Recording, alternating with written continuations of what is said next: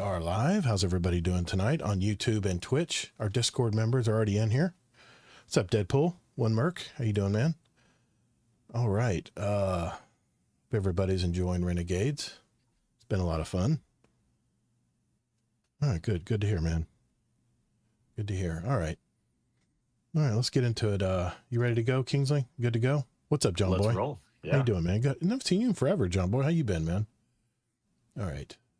Yeah. Here we go. 3, 2. Well, what's up, Guardian? Welcome to episode 333, Guardian Downcast. I'm your host, Todd the Gator, and I'm a day one Guardian who loves gaming and especially the Destiny franchise. We're the podcast that's all about your stories, your community, and your destiny. For those of you who may have just discovered our podcast, we're a gaming show that comes on every week with an emphasis on the Destiny franchise, but we like to sprinkle in some entertainment and other topics of discussion relating to our hobby from time to time as well, especially in our roundtable episodes, which are typically the end of every month. Also, we are on live on YouTube and Twitch now, and our Discord community on our live stage. And so you can catch our show live every Thursday night, 9 p.m. Eastern time. And we'll also have replays of tonight's shows if you are sleeping right now in the UK and not hearing this at the moment and want to watch it later. It's always available for you there. Or if you want to go to any of our Twitter feeds, anything, all of our episodes and stuff, you want to send us a voicemail, all that good stuff, it's guardiandowncast.com where you can check any of that out about us. I have my co-host from the great state of Utah, Mr. Kingsley Mack, back with us again. How's it going, Mike? Hey, I'm glad to be here, and I got my Star Wars lightsabers ready. I see that. These are actual lightsabers, not Praxic blades, but we'll talk about that also. Nice. I like it. Today's is it's our first impressions episode for Destiny's latest expansion, Renegades. We will talk about what we have played so far and our takes on what we liked, maybe some of the things we didn't like. It's a pretty simple show tonight. It's going to be pretty chill, and we're going to talk everything Destiny 2. I will warn you now, though, this episode might have some spoilers, especially relating to the campaign. So if you haven't had a chance to play the campaign as of yet and you don't want to be spoiled on it, this will probably be your only warning. So just keep that in mind. If you might want to just watch the replay once you've played the campaign all the way through and come back to this show. I mean, we love to see you here, but we don't want to spoil your game as well. So this will be your only warning that we will be possibly some light spoilers about the campaign tonight. So maybe a few other things as well. But let's see if we have any questions at the end of the show. We'll look for any questions there are in the chat. Anybody has any feedback in the chat and want to talk with us as we're talking about the game tonight, feel free to enter your input into either Twitch, YouTube, or the Discord chat. All our chat windows are up, and we'll be sure to include you in the conversation. Good night to just talk about Destiny, man. Just a good show for that. So if everyone's ready, let's roll. Well, Kingsley, before we get into our review tonight, just checking in, man. How's your week been this last week? I don't know about you, man, but this week flew by because it was already a pretty weird week last week with Thanksgiving, and now that we got into this week, it just didn't feel like a regular week. I don't know about you, but it just flew by. How was your week? I wouldn't say the week flew by for me, but it didn't drag either. A great week. I'm trying to think. We ran another raid Saturday. We did our Saturday night raid, right? Yep. Yeah. Hey, let's give a shout out to our raid crew. That's Ronan Red Lion, Zombie Pops, Kingsley Mac, of course. I forgot Sin last week. I think Sin Media. I forgot to mention him last. Sorry, Sin. Sorry, man. You and Kingsley have been podcasting for so long. I kind of think of you guys one and the same. It's no offense, man. Sure. Of course, Kingsley, and of course, Allocate. That's our raid crew. Yeah. We joined, and we usually stream that live every Saturday, by the way. But yeah, we did our raid last week. What else were you up to, man? Yeah, that's it. And then other than the stuff we'll talk about here for the new campaign, we talked a little bit before the show, but I've been enjoying rewatching Breaking Bad. I don't know why I just got into rewatching it again. I definitely want to check out Pluribus, but I think I almost want to wait till a few more episodes come out so I can binge it. And so I'm like, but then I'm excited. I want to watch another Vince Gilligan show. I'm like, okay, Yeah, let's rewatch Breaking Bad. It's been a few years. And that's always so I'm good. rewatching it for the third time, just as good as ever. You catch more every single time. It's such a good show. I mean, yeah, I could probably rewatch that show forever and not Yeah. get bored with it. I was just telling you, it'll never go away. Those shows will never go away. Better Call Saul and Breaking Bad, those shows will be on forever. They'll just be those shows that are just staples of Netflix. You'll never see them go anywhere else. K-Mars 360, what's up, buddy? How you been, man? I see you there in the chat. Yeah, in you mentioned Pluribus. I did actually. I actually been avoiding it over most of October when it first came out, and or November, and it was like right around after Halloween, I think, is when it came out on Apple TV. And I decided one night I wasn't gaming. You know, I was probably waiting for everything to come out for Renegades, and I just sat down and binged, I think, 5 episodes. I think there's 5 out now. I think Friday, tomorrow is the 6th episode, I believe. Man, I got to tell you, Vince Gilligan nailed it again. This show is so wacky, man. The beginning is just freaky, man. I don't want to give anything away, but it is, like I told you in pre-show, it is nothing I've ever thought of in science fiction before. And how everything happens is just wacky as hell, man. It's hard to believe, but Plus, I think Apple's just more the publisher, but whoever's like controlling the money, which maybe is mostly Apple, they basically wrote him a blank check. Like he could spend as much money as he wanted. On the show. The sets are awesome. Good news. Yeah, the set. I mean, it's the same quality. It's Vince Gilligan, man. It's the same quality as any other show they've ever put out. But James Lewis, how you doing, man? I see you there in chat. How many people are getting Destiny 1 vibes with the new DLC? Yeah, it's kind of a space opera, isn't it? Isn't that kind of what Star Wars is? It is a space opera. But we're going to get into it. Trust me. We're definitely going to get into the campaign and stuff tonight. Anything else you want to mention, Kingsley? I'm good. But Pluribus is you definitely want to. I know we're sci-fi nerds, man. You're definitely going to get into that show. I can just tell you right now. My wife my wife's kind of been avoiding it because she doesn't like the sci-fi scene much. She's a light Star Wars fan, but I do have a movie review. I saw Wicked for Good last night with my wife. We saw it on the IMAX screen, and you know what? I gotta give you the bright points first. I really love how they brought in Dorothy, the Tin Man, the Cowardly Lion, and the Scarecrow. How they showed how those characters developed in the story. I don't know if that was actually in the book because I didn't read the book. It's like ancient, but I don't know the lore of.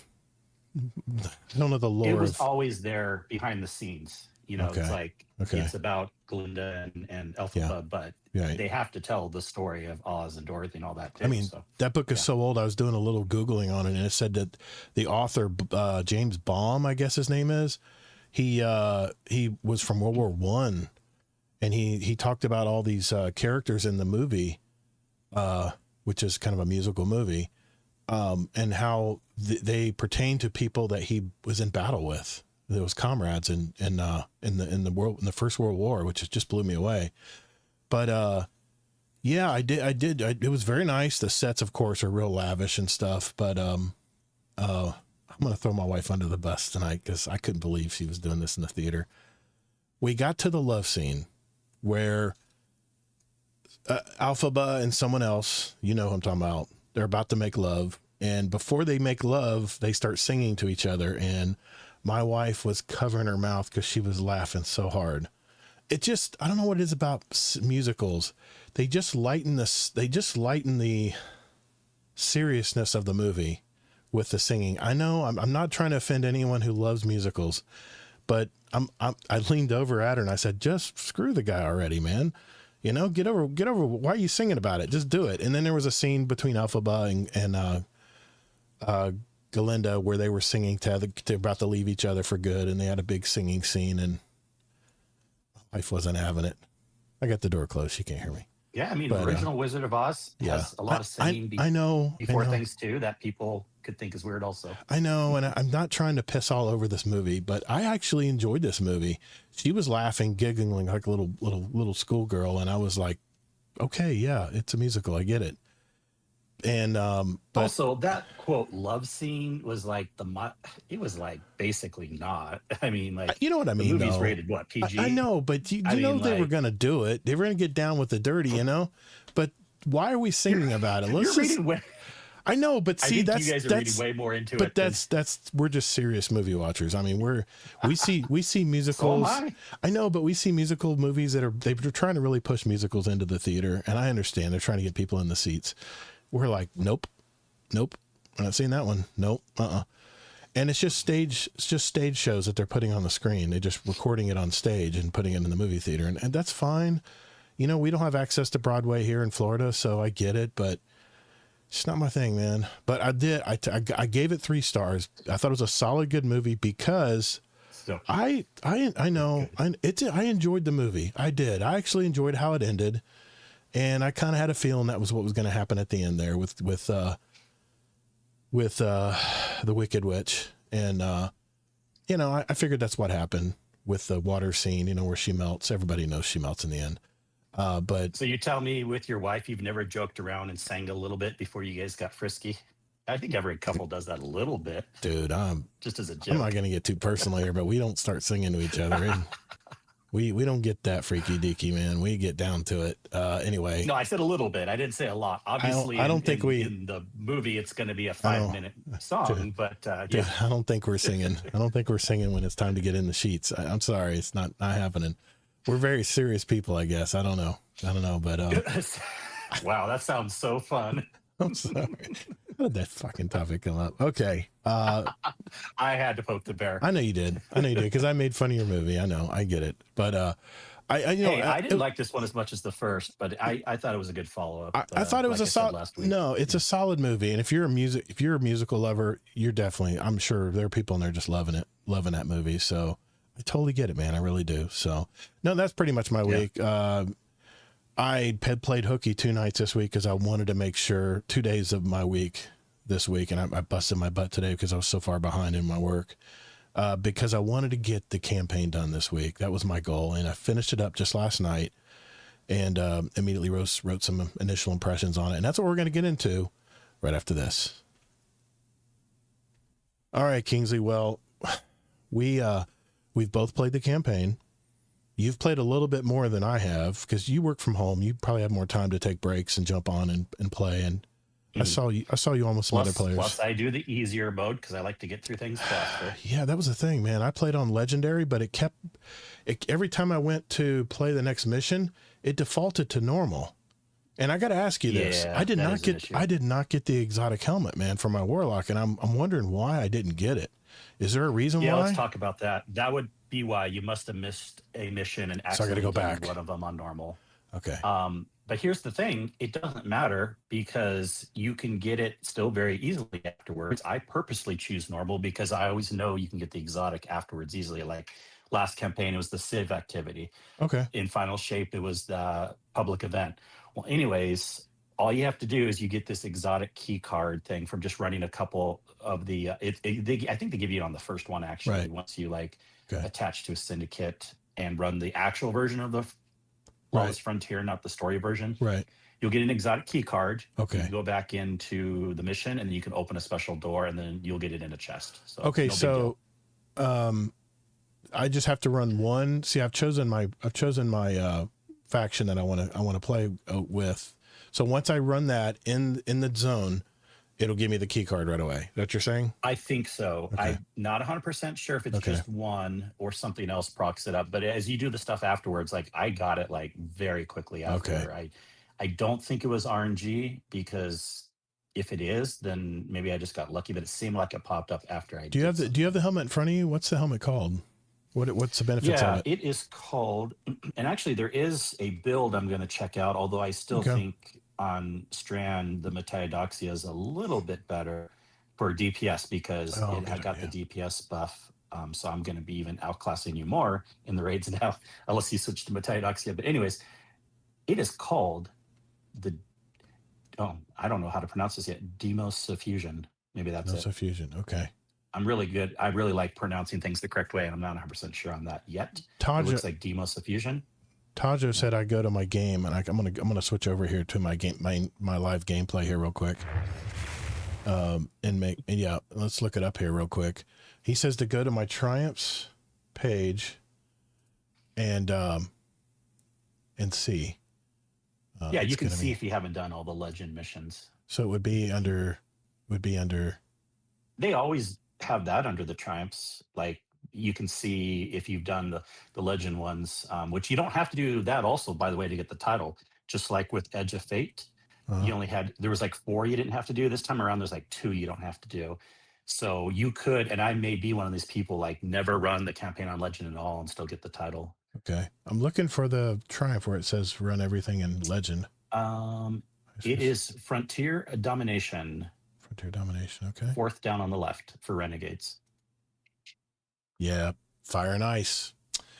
I thought that was very easy to play. I played that, and that's my favorite mission in the whole campaign. Okay. We'll put a pin in that. See, that probably messed up a lot of people too. And I'm kind of like not happy that they put an exotic mission in the middle of the campaign as opposed to afterwards. But anyways, we'll talk more about that. But it was a good mission. I do agree.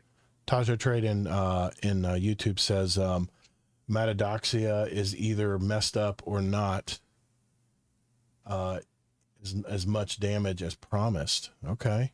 That's good to know. Yeah, Frontier Domination. Yeah, I got to run the Fire and Ice mission again. I think I need to run it anyway, don't I, to get the catalyst? Do at least a couple more times. Okay. In fact, I'll gladly run with you sometime. Okay. We can talk afterwards. That sounds good. Sounds good. Yeah, awesome. I thank you, Tajo. Storm Dancers is usually the highest Warlock DPS now. Okay. Storm Dancers. Okay. And you're saying the Metadoxia is either bugged or isn't, so maybe Kingsley won't have an edge on me. Okay, in the I'll always have an edge on you. Who had the highest damage numbers last game? If I care. I think you let up. Really I think you let up on a few shots just to make me feel better in last week's raid, but I did have the highest numbers. No, it wasn't me. It was no, it can't be Zombie Pops. He never gets the highest numbers. I'm gonna have to double check those numbers. We're getting sidetracked, but if you really want to know, I remember last time I specifically ran through the ring a few more times, so that took away. See, I don't think you ever run through the ring. I don't. I'm focused, man. I'm focused in where I'm just doing DPS and I'm just avoiding the damn the beams that come out of the enemy. So, that's the main thing I'm worrying about. I'll even hip fire my machine gun just so I can see, in a wider vision of where those rings are coming around. So. Llama put out a DPS video testing it recently. Okay, cool. A lot of the dust will settle within the next few days and week, and okay. We'll talk about builds and stuff more in the next upcoming weeks. So I should in the very last. So once I click that Frontier Domination completed, it should give me the exotic. Is what you're saying? No. That's just to tell you've done them all. Once you've done them all, you can get them from Honor in the cantina. Gotcha. Okay. You don't get it from the Triumph, literally. Okay. But that will tell you if you've done them all, and then you can get it. Yeah. All right. Good to know. Thank you for that. I know we're going to talk about that later, but I figured let's just get that over with now because I don't know how I didn't get the exotic because I ran everything on Legendary, but apparently on Fire and Ice, that is one of my favorite missions. By the way, is the maze. It had a very definitely a lot of jumping puzzles, a lot of floors falling out and stuff. I love that mission, man. I thought it was the only thing that I was a little confused with was the balancing thing where you had to balance the light and dark orbs that came out of the enemies. Well, are we going to talk about it now? Because I have lots more to say. All right. Well, let's start with log on. How was your log on experience? I didn't log on, by the way, until like 2 p.m. It was perfect, and I was expecting it to be fine, especially since we have lower player counts these days. But even when we had higher player counts, so many people are like, "Oh, don't log in on day one; it's never good." I'm like, that's not always true. And in fact, usually, if it's been years since there's been major issues, and then usually like later at night, if anything. But that didn't even happen. This time around, login was perfect. I didn't even have a queue. I got right in. I wasn't either. I did get a Marion Barry error right off the bat, but once I backed out and relaunched, I went right in. I got right back in. So Deadpool One Merc said I had the same issue. For me, it was the last mission that I missed. Have to go back and play it. the Fire and Ice mission remains me of the Jedi Temple with the trials. Yeah, I love that. It had very Jedi, very Jedi Temple vibes for me too, man.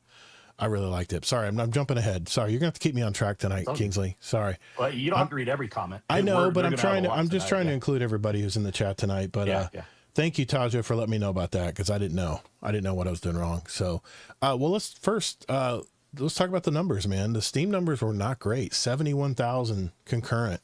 Actually, 71,000 peak on Steam, which is 25% of the player base. So if you round that up, for 40-something% is just PlayStation Network, by the way. But if you round it up, it should be around 280 to 300,000 players. And if you look at the popularity report, for Edge of Fate for everyone, it was 781. Yeah, popularity report did not move much at all. No, they haven't updated that yet, so we'll get more accurate. But it doesn't matter. The other consoles, even though there's more players, they will be down just like PC players are down also. And basically, we saw. I did a bunch of math before. With the last one from Final Shape to Edge of Fate, basically PC drop off was about 60% less from Final Shape, and then consoles together with everyone together. Sorry, it was about 40% less than Final Shape.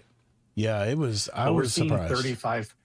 We're seeing 35% less with Renegades. Steam alone, we had 108,000 on day one, and we only got 70,900 on day one. You're right. We had. I'm surprised too, because we had a question in the Discord about this a few weeks back. Oh, okay. And I didn't know what to say, because I knew people weren't coming back, because I talked to so many people that said, no, who cares? Just because of Star Wars, that's not going to get me to come back. You know, these are the people that basically have stopped playing.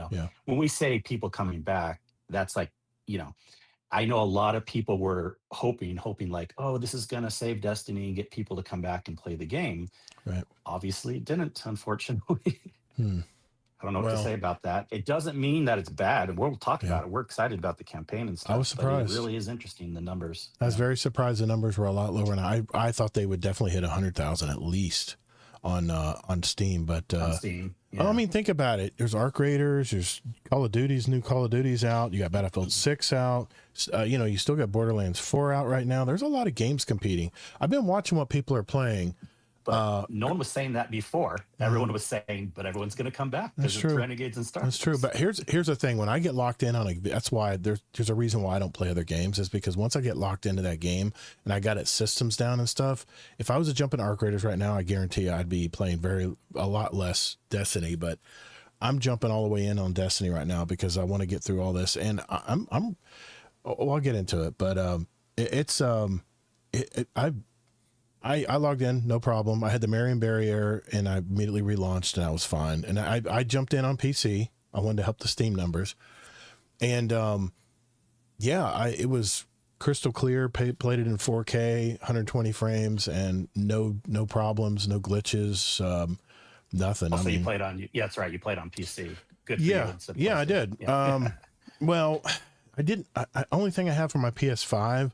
Because I want to hear the sound. I want it real rich. So I have some really good monitoring speakers in here I use for editing. And I piped it through that with the subwoofer and everything, so I could get the music and everything. And it just sounded really good. Yeah. But the music's amazing, yeah. Well, I turned it up the whole time. Yeah. Do you want to talk about the new weapons, the story progression, the villains? What do you want to talk about? Let's talk about story first, probably. Okay. That's the exciting part, right? Unless I'm chill, whatever. But no, story's good. That's a good. I tell you, when I was as a major Star Wars nerd, I love the fact that it gave callbacks to Episode 5 at the beginning with the data encrypted disc. That they were trying to get back to the not the rebels in this case, but to us, so we can decode it and find out what it is. And then it ties into the Rogue One story. The Rogue One Star Wars movie, where they have to go and disable something so a weapon can be destroyed. That was a great storyline too. I was a lot of overlap between the Destiny story, and I really felt like I was playing a Star Wars game. I really did, because everything was leaning so far into the Star Wars story, but with that little bit of Destiny flair. And yeah, I thought the story was pretty well done. I mean, we can get into certain parts of the story, but what would you say is your most favorite part of the campaign? What story mission? Well, yeah, I mean, overall, yeah, I really liked it. And uh,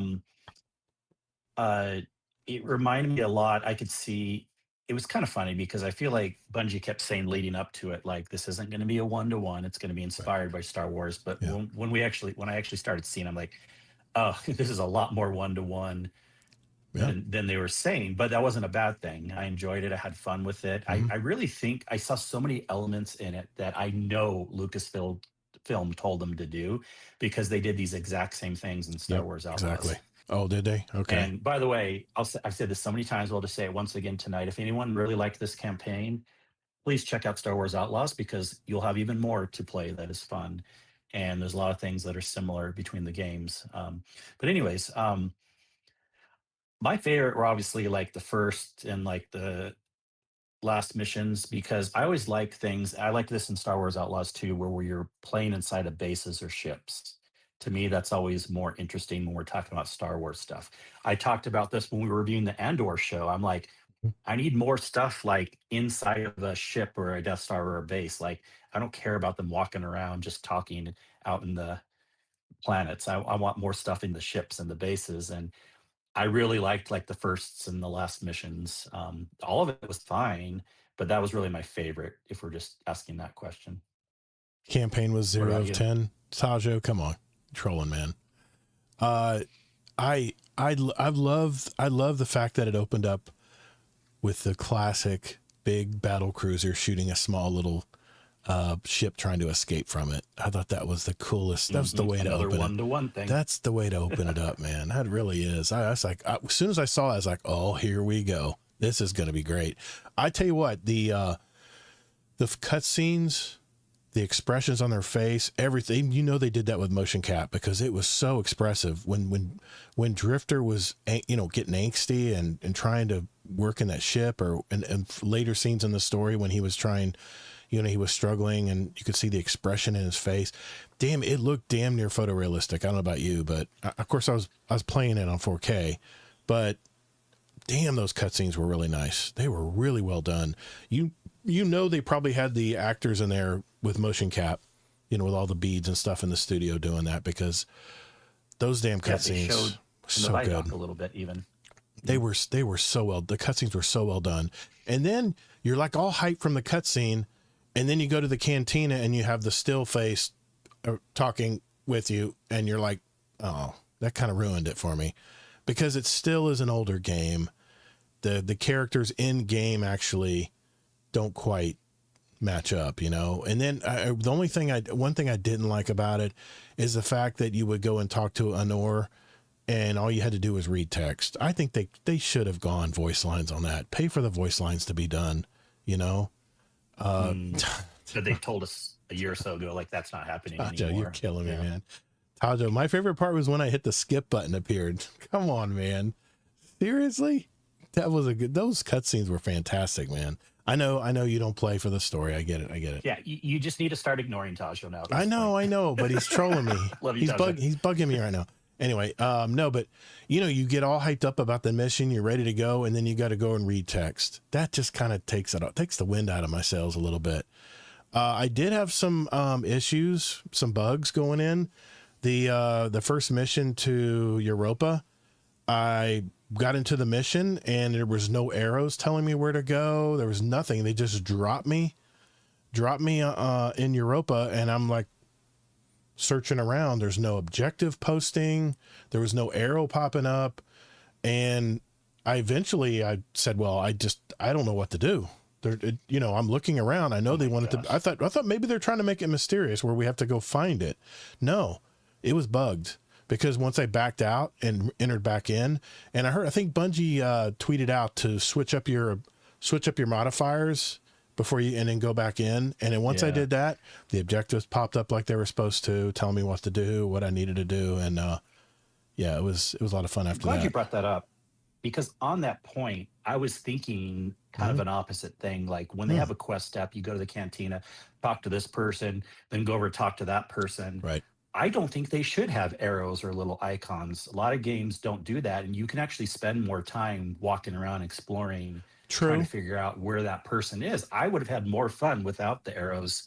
I No. mean, sure, in a mission, have an arrow, or especially if you get lost for a while, have an arrow. But Yeah. why do we need to have arrows in the Because campaign in the cantina? Say, like, talk to this person now, talk to it's that person. It always would the have way been it's more been. organic without it. It's always the way Yeah, it's been, Kingsley, with all the I Destiny know, but I games. would have had more fun. I mean, But I put that in not the a new big game. complaint by Put any that in means. Destiny Yeah, 3. Don't put it. No, yeah, yeah. don't switch it. Don't switcheroo us. In the last part of this game. I Uh, don't know where to go. It's such a big cantina. I'm going to get lost. I had to figure it out. Once I figured it out, I was good. Kabam Island, one of our Australian members, he says, the Imperium Cabal who banged his head on the door on the way through the one that was slightly taller. It was the first cutscene. First cutscene, I think he meant to say. Yeah, that was really good. Yeah, the Darth Vader scene, where he comes in and the princess is given in episode 5 of Star Wars. It's very much like that. And then, of course, what's the big bosses? What's the big, not Bale, but the other big boss? You know I his don't name? remember his name now. Anyway, Yeah, they start because shooting I him. wasn't super impressed with They're him. Yeah. shooting with blasters. He played a very small role. I thought he would play a bigger role. I mean, it's probably the reason why I can't remember him, because we eliminated him pretty quickly. We chased him off. Spoiler alert, but he doesn't die. He escapes. So I don't know if that's Well, you're talking about Bale, but not the other guy. The not other guy we Bale. killed. No, I don't Yeah. think we killed him. He disappeared on us. No, that was Bale. No, That was Bale. No, but Bale is the human one. did we and kill then, did we kill the big Cabal guy? yeah. We Oh my did kill gosh. him? Well, I did. Okay. All right. I don't know about you. I thought he escaped. I thought it was where he escaped. Yeah, and maybe he did. No, I can't remember, honestly. But yeah, I mean, that's Oh my how gosh. that's how inconsequential that character was. But it was all about Bale, let's face it. And the voice lines, fantastic. It sounded it sounded just like a lot of the characters in Star Wars. I mean, I thought it was very well done. Yeah. It was very well Well, I done want there. to talk about narrative without spoiling and stuff, but like since we were kind of getting on that point, and Yeah. yeah, like voice, and then voice lines, and then Yeah. the set pieces were amazing. I'll get to that, but like, Yeah. so even though I love the missions, the mechanical parts of it, I feel kind of opposite of Edge of Fate. Like I really liked the narrative of Edge of Fate, but then the missions are kind of to me. This Hmm. time I like the missions a little bit better. The narrative was fine, but Mhm. the narrative is probably my biggest complaint because I think looking back at this after the excitement's worn off, it felt very rushed. It felt Bale, it's so weird. It's like he's a bad guy, but then he kind of switches to being a good guy in the middle. Too quick, in my opinion. Not a good Yeah. guy, but like he kind of changes his mind. Then he Right. switches back again. The Cabal bad guy, like everything kind of seemed weak in my opinion, narratively. The Cabal I don't know guy, I if you kind agree. of have that same impression. And what happened to what we actually found out about Bale at the very end was a curveball for me. I never knew that that's what happened. Because they were doing a trick to try to get him to pull his ghost out right at the end there, and we realized, yeah, he didn't have a ghost. Yeah, yeah, we won't spoil that, but yeah, we realized it wouldn't work. Yeah. We mentioned there would be spoilers, so some light spoilers. So yeah, that I'm guessing everyone's in our chat tonight has already played the. What did you think of narrative for? I mean, you even mentioned too, like the bad guys didn't seem as impressive, but you like the narrative in general. The narrative was fine. As far as the gameplay, I thought it was a lot easier. I played on Legendary on every mission. Well, apparently I forgot it on Fire and Ice, or Fire and Ice. But I thought it was. I was using my buddy build. I was using my gauntlets, and let me show you my new look here for my Warlock, because it was. Yeah, I mean, yeah, it is easier. I was talking more just like the layouts of the mission. I had more fun than these stupid little puzzles with balls like in Edge of Fate. But it is easier for two reasons, because we are more we have power creep these days. Yeah. Everything, our abilities are super overpowered. And yes, I Yeah. think Legend was only like, I think they said like -20 or something. And that just isn't enough these days to really be feeling it. Yeah, it was negative 20. Yeah. And I've been playing, dude, Yeah. I've already been You're not playing. really going to feel that. Yeah. I was already playing, all of my, what ultimate level, solo ops on that already, or actually -30, but the one before it, I was already playing -20. So I didn't have any problem, man. In fact, I was so bold. I was running through with my buddy builds and stuff. And because I had the Devour set up and stuff, I mean, I got the prismatic setup with the, with the stasis, super.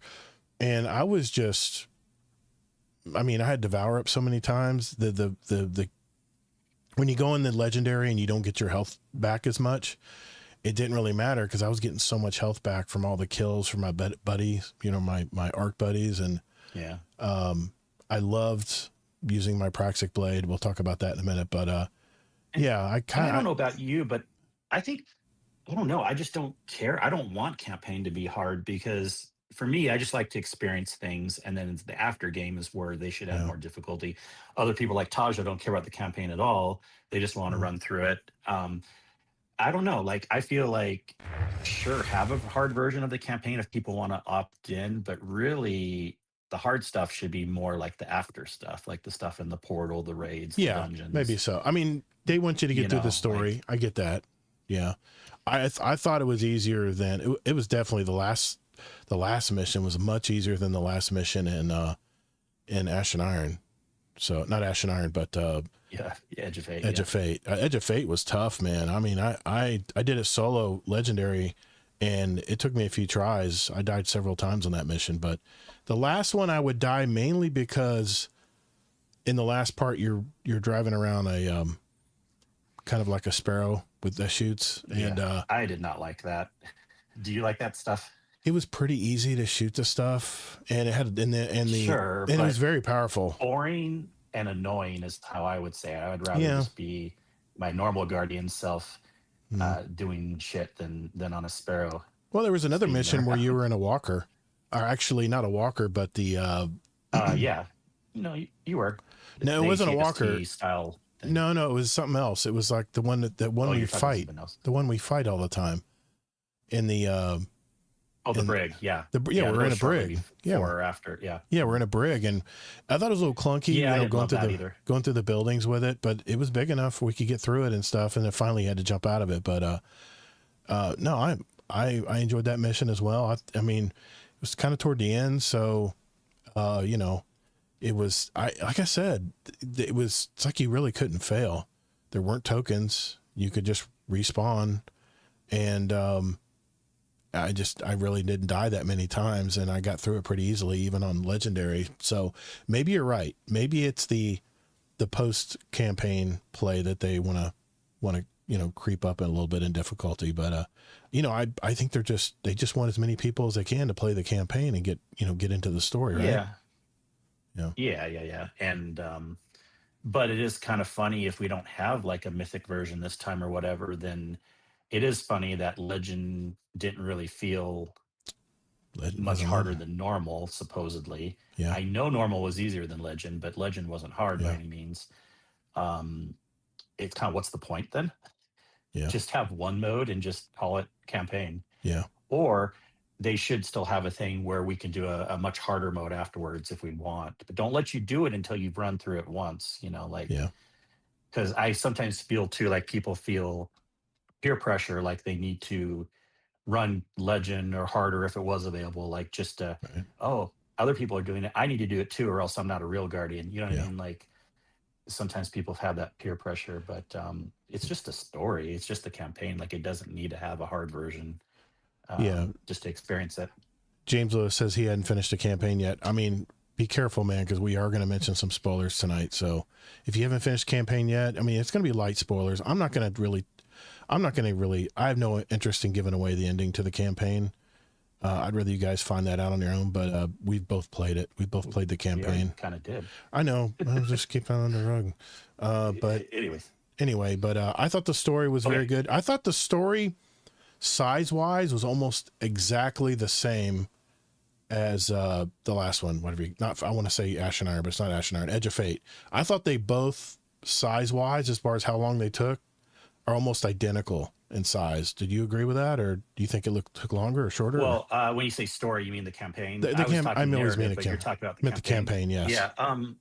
Yeah. I mean, well, yes. However, they now that brings up the point I wanted to bring. They kind of cheated because they put an exotic mission in the campaign, and they put like 4 missions in the middle that were just the Lawless Frontier activity.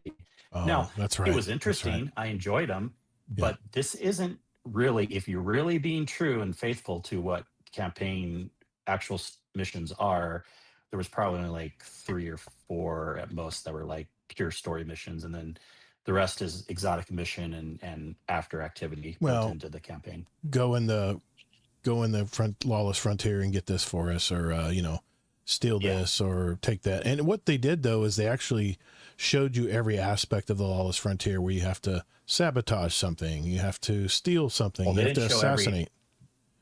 There's more. There's a couple more that I ran into in the after part. Okay. I played a few missions after the campaign ended, but I didn't really go further than that. I had to go to bed.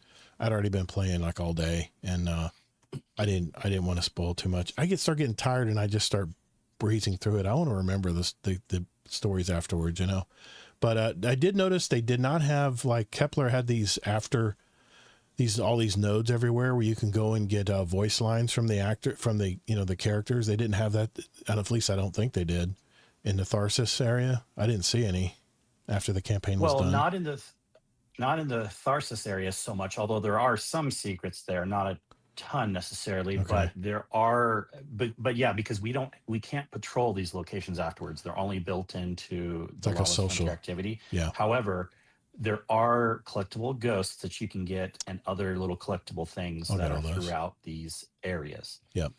And I do want to mention, so I liked the campaign. Mm-hmm. The narrative was just okay. I have some complaints about it, but the set pieces are beautiful, beautiful. And this is the best Bungie has ever done using reused content. They changed it up so much, I don't recognize it at all. Especially Venus. Venus looked beautiful. Venus is the most amazing looking thing. They put so much time into that. Yep. Even Mars, which I just and even like Europa. I don't usually love ice planets, but like you go to these places and you're like, they look brand new to me. Basically, it looks like a new location. They look brand new to me. I didn't notice they were from other parts of. Yeah. They're not all technically. I kind of saw one aspect of something I remembered in Venus, but basically they spent a lot more time. Like when they brought back the haunted Leviathan, the derelict Leviathan, they didn't do that much to it other than kind of give it a red overtone. Yeah. But what they did with Venus and Mars and Europa this time was they put so much time and effort into changing the graphics and sprucing things up. Venus looks better than it did in D1, which is how it should be, even though in Ash and Iron, the Plaguelands look worse than it did in D1. So I'm glad they did a good version with this, making it look better than D1. I thought there was a step up in the set pieces. I agree. Huge step up. What do you think about the characters that are involved? We had Drifter, we had Eris Morn, Anor, which is this new, what do they call them? The Shadow or something? It's the Shadow, Vanguard Shadows or whatever. And then, of course, the Blue Ghost, which is like a New England, or I'm just going to say it. It was like a it was like a New York wife. It's like it's like a wife, like an older New York wife that just was nagging everybody. And it has to be a nagging wife, huh? Why did they use I'm just curious why they used a New York accent on it, but I guess levity, right? I was fine with that, but like all the characters seemed fine. They seemed great. Nothing was annoying to me. I did laugh with the Blue Ghost, that's for sure. Nice. We couldn't hear her for half. Fun. We couldn't hear her for half the thing either. So, yeah. So I don't know. I thought Drifter probably stole the show for me. I think he was the best character because he did so much. And just the cutscenes with his facial expressions were fantastic. I mean, I was looking in his eyes and was like, damn, he looks like he could be talking to me right now. And Eris Morn, she had her parts to play, and I thought, you know, she did it. I thought it was good. There's of course a kissing scene at the end where they finally kiss, and I'm like, man, I wouldn't Well, be. even before that, they had the weird scene where she was like spitting green goo inside of Lodi's mouth. I was, Those two were like connected I together. was like, when he was kissing Eris, I'm like, dude, isn't that black goo gonna get down in your lips? Oh man, that's nasty. I don't know, man. We are spoiling a bit here. Yeah, we okay, are. though. We are a little bit, but no, it was the kind of thing where, yeah, I agree, James Lewis. I think Drifter stole the show. I think he did. I think he was the main character, and you know, he's in a block of ice like Han Solo was at the beginning It's in a block of stasis. Okay. And I thought that was cool at the beginning where we unfreeze him, you know, we unfreeze him and he drops to the ground just like Han Solo did. I thought that was really good. So much overlap between, you know, Star Wars movie we've seen. Yes. And I had a lot of member berries. Overlap. A lot of member berries when I played this storyline. So, yeah. Anything else on the story or the ghost or anything like that? I thought it was pretty well done, man. For a collaboration, I thought it was really well done. Of course, it was really good. I had a lot of fun, and I'm so happy that we have some new Destiny content to play. And Yeah. I don't know if you want to give a quick impression rating. I mean, we can always change our mind later. Of the campaign, I think I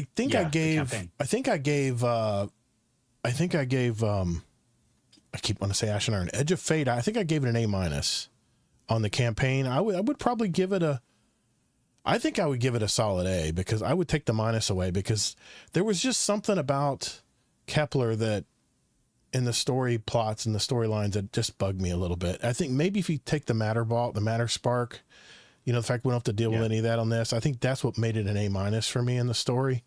So I give it a solid A, man, on the campaign alone. Well, yeah, no way was Edge of Fate an A or a 9 for me. I think I gave that an 8 and then out of 10. And then I give this an 8.5 out of 10. It was definitely a little bit better. So just the fact that every time I was playing through the story, I kept thinking about, I remember this part in Star Wars, and it brought it right back to me.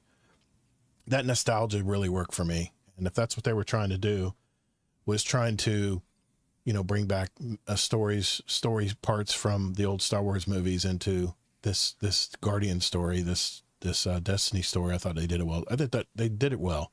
I think they did it as best they could. I mean, you know, I always feel like it's rushed, you know, where it comes to the villain. There's not much, you know, the villain's pretty simple to deal with. You know, we take care of him and that's done and done. But I figured that's just where the money ran out. They only have so much budget to create this story, and, you know, Bale disappears, so he's gonna appear somewhere else, probably down the road, maybe in Shadow and Order that comes out in March. But but yeah, I mean, there wasn't, other than that last part where I learned about Bale, and at the end, that's the only part that really surprised me in the campaign. But overall, like I said, I thought it was pretty well done. I mean, for a Destiny story, for a normal Destiny campaign, you know, yeah, that's all I can say about that. So the Bale villain, I thought he was well done. The voice lines were well worth the money, I thought, because it sounded really good. It didn't sound like AI, or the fact they're using actual voice actors. I really enjoyed that part of it. Let's talk about the Tharsis Cantina, because if you remember correctly, I said that was the part that I was really looking forward to. Was I wanted to see what the bar scene looked like. You know, was it going to be a lot like the Star Wars bar scene? And I got to admit, it was a little sparse. It wasn't what I was imagining. I was a little disappointed in the cantina. I'm trying to think, because they have these in Star Wars Outlaws too, but like, what did you expect? Like, more people you could talk to, more people walking around? Like, what were you kind of thinking? I mean, there were just like a lot of duplicate people, you know. I mean, there were different parts of the factions, you know, sitting around there drinking, but I didn't see anything out of the ordinary. I didn't see any like really crazy looking aliens, you know, because this is a spaceport, you know, you're supposed to see different kinds of aliens. I saw kind of a lot of the same. I see. I saw a lot of the same, you know. I was thinking I'd see some, but that just would not happen in Destiny because they would be like, "Wait, we've never seen that model before. Why are we not seeing it somewhere else?" Maybe You know what I so. mean? Maybe we were limited by the storyline, but it would have been cool to say, what was that? What on earth is that creature over there? I wonder what his deal is. And he maybe doesn't have even have any speaking lines, but I don't know. I was a little disappointed. I was a little let down by Yeah. the cantina. So that'll, Well, yeah, yeah. There's the Tharsis outpost, and we got to remember there's the cantina and the right, bazaar and yeah, even areas in between. yeah. Did you have I much do want to time? start. Yeah, I wanted to ask you. Did Yeah, you go have ahead. much time to explore all the different shops and Yes. vendors? Okay, let's talk about that Yes. because I had a little bit. I looked a little bit into it. What did you think? There's a fair amount of stuff to check out in the whole Tharsis outpost area. I mean, a lot of it is just they're trying to make it look fancier. It's just gimmicky stuff that we've already Mhm. been able to do in Destiny, like go to this spot to buy the chest piece. But what they do is they have the Yeah, chest piece separated from the helmet, separated right. from the They class just item, and so it's like making it all look like spread it's out. yeah, yeah. And then they have like weapons all spread out, and Hmm. they also have weapons all spread out in the So, different well, syndicate you can areas focus them. too. Yeah. Um, they have, but it is kind of cool that they made a larger area. There are some little mini secrets and stuff. I won't get into everything, but we Okay. do have to mention because it's big news right now, and it's even Bungie kind of turned it off. There's this thing called the homeless dreg, What is this? Have you and told me about this? yes, well, you got to just explore around the whole place. But generally, when you load in, it's like back to your left. He can be in a couple different spots back to the left, but also he can be like way back behind the cantina Hmm. on the ground, also in another spot. On the outside? But he Okay. moves around. He's always sleeping on the ground, and you just find him somewhere. And what was allowed, but Bungie changed it just late breaking news a few hours ago. But Oh, wow. you would give him 500 credits, which isn't much because you get the credits pretty easily. Yeah. Or no, was it 100 credits or 500? It's something pretty I small. only had, I don't But ever, right now, Bungie, yeah. yeah. But he would just he would give you junk stuff or nothing. It was like playing Really? like lottery. Oh my gosh. But people found out that's not all he would give you. He actually gave you a very important thing too. Really? And guess what the important thing was? It was one of the Praxic Blade What? um, cores, the refraction core that What? gives you the elemental stuff. Yes. Why'd they take that Now, out? there's different what? You No, said no, they, no. They didn't take it out. oh, Well, I'll, okay. I'll Oh, explain more in a sec. okay. It Okay. just kind of temporarily Go turned ahead. off in a weird way. I think I know why. Because, well, first of all, I really liked it how it was RNG based because you would just have to. Some people got it after like 3. Some people got it after like 10. Some people, you know, got it after like didn't even get it after 30. I ended up doing about 30 before I got it, and 30 at Oh, like 500 or 100 per piece wasn't that much. it's But 3,000. I 3,000. I did get it earlier today.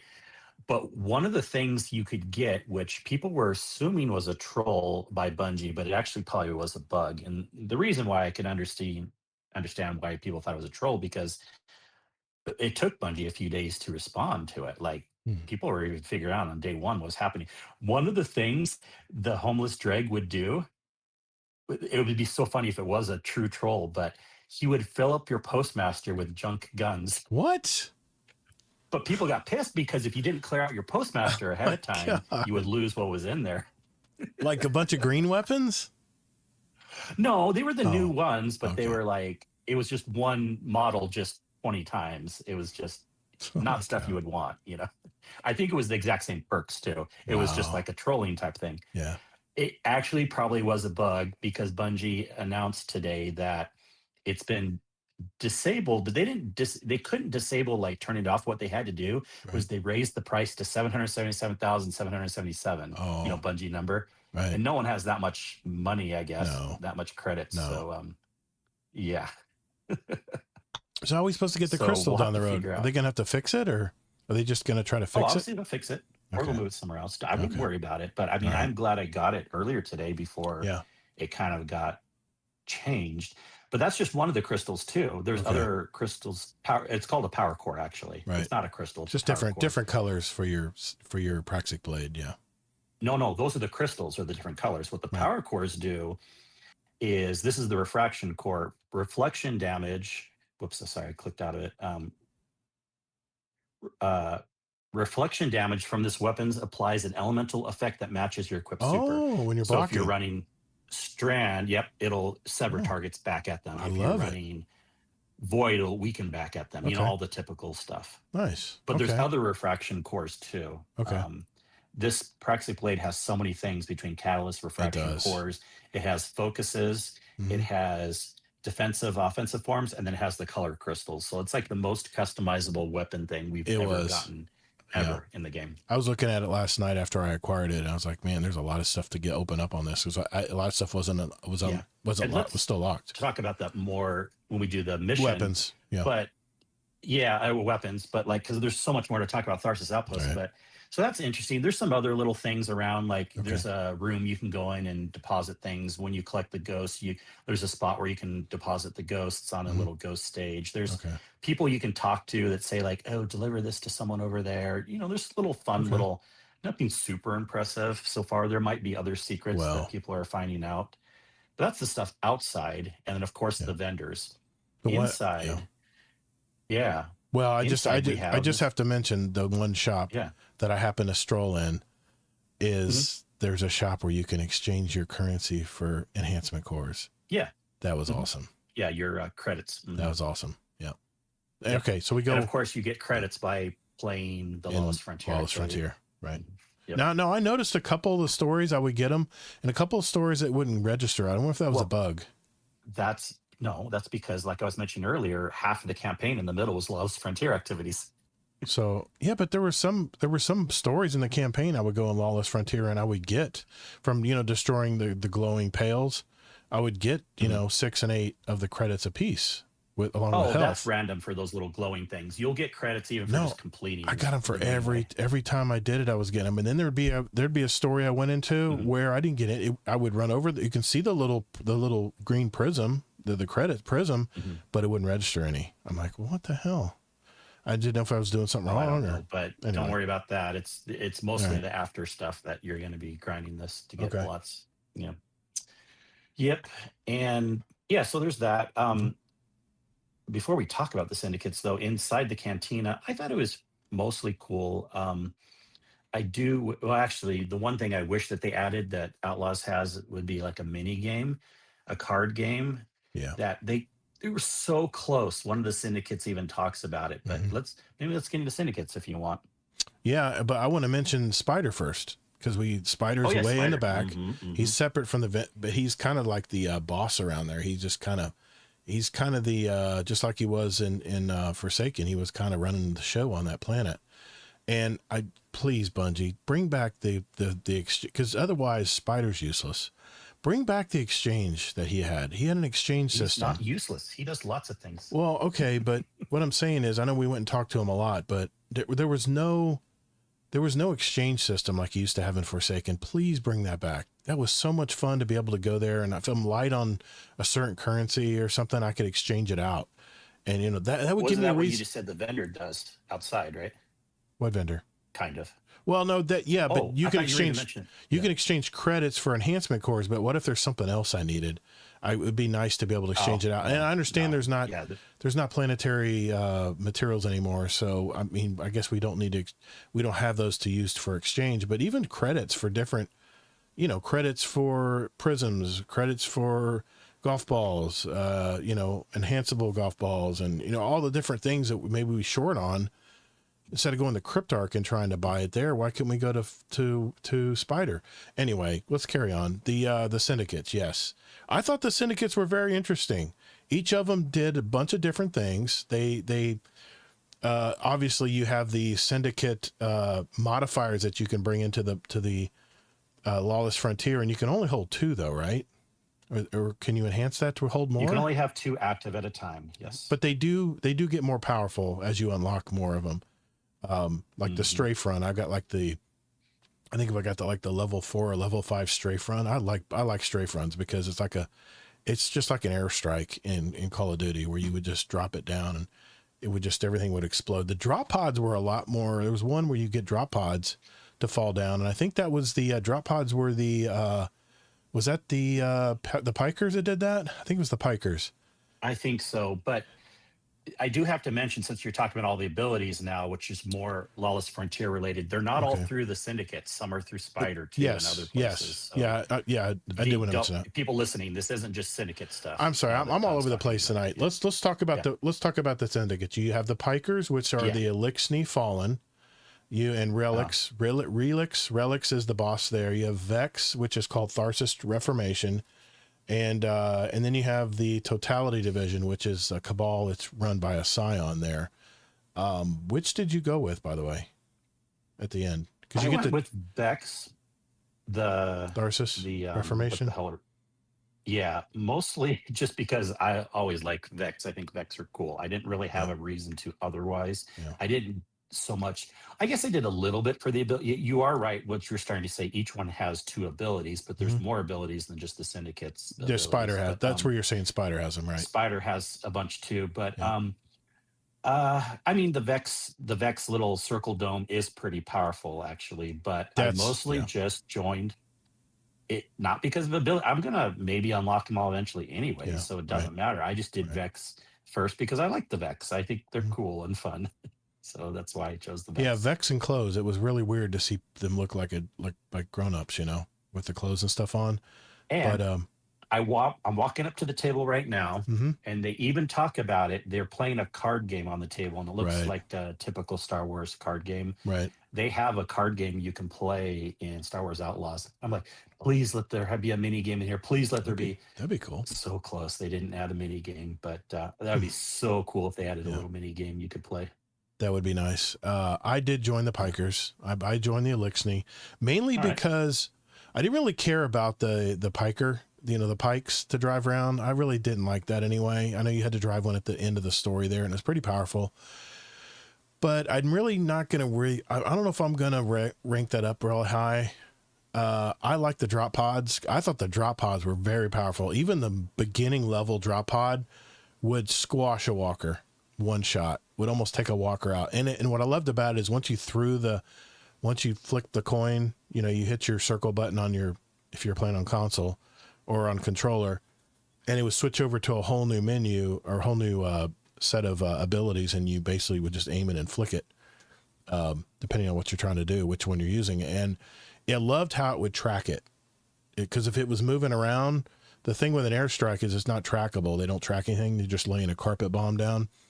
But I like the drop pods because they actually are tracked. They actually track the walker, and then they drop right on it. And then level 1, it was so powerful. But I got to admit, the other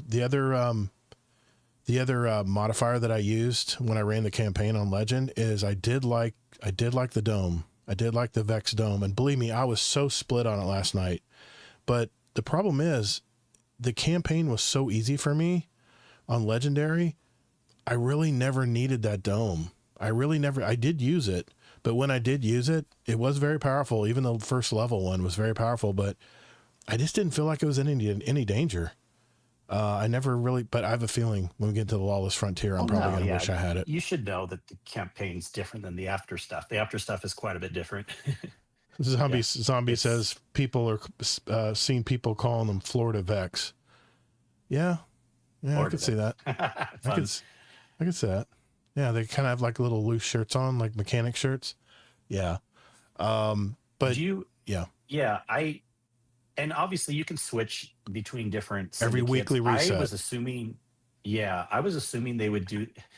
Of course, Bungie made it sound more of a thing than it was. They said like, "Oh, be careful, because if you switch one to another, there'll be downsides." There's only one minor downside. I thought what they were going to do was in Outlaws, if you go on one, you lose rep with another. But of course, in Bungie style, you will never lose rep. You just have to switch to another one to gain it up. So you can build them all up eventually.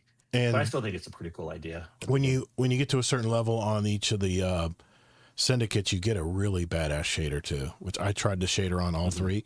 They all look really good. They're multicolored shaders, and for the most part, they look good. I think the Vex one is like a future world colors, which is kind of ironic, but the Pikers one is really nice. It's like a dark black and dark red, and it just looked really good on my armor. And I did have to buy the special not exotic armor, but the regular legendary armor where it has the 5 hands coming off of it. Cause I kind of look like a fallen, Then I put my Sith mask on. So I kind of look like a Sith, but I don't like how it doesn't have any kind of cape. It just like has cut off like court pants or something. And it shows, but I did put my claw toes, my boots on that have the claws on them. So I kind of look like a Sith / fallen character, but yeah, it's pretty cool. I like that. That's one of the things from the Eververse I got, but I'll give you a spoil. I'll give you a guess which, and we'll talk about this more when we talk about the Lawless Frontier activity. I'll see if you can guess which ability is the most OP right now that everyone's talking about. In the Lawless Frontier, you mean the modifier? Yeah.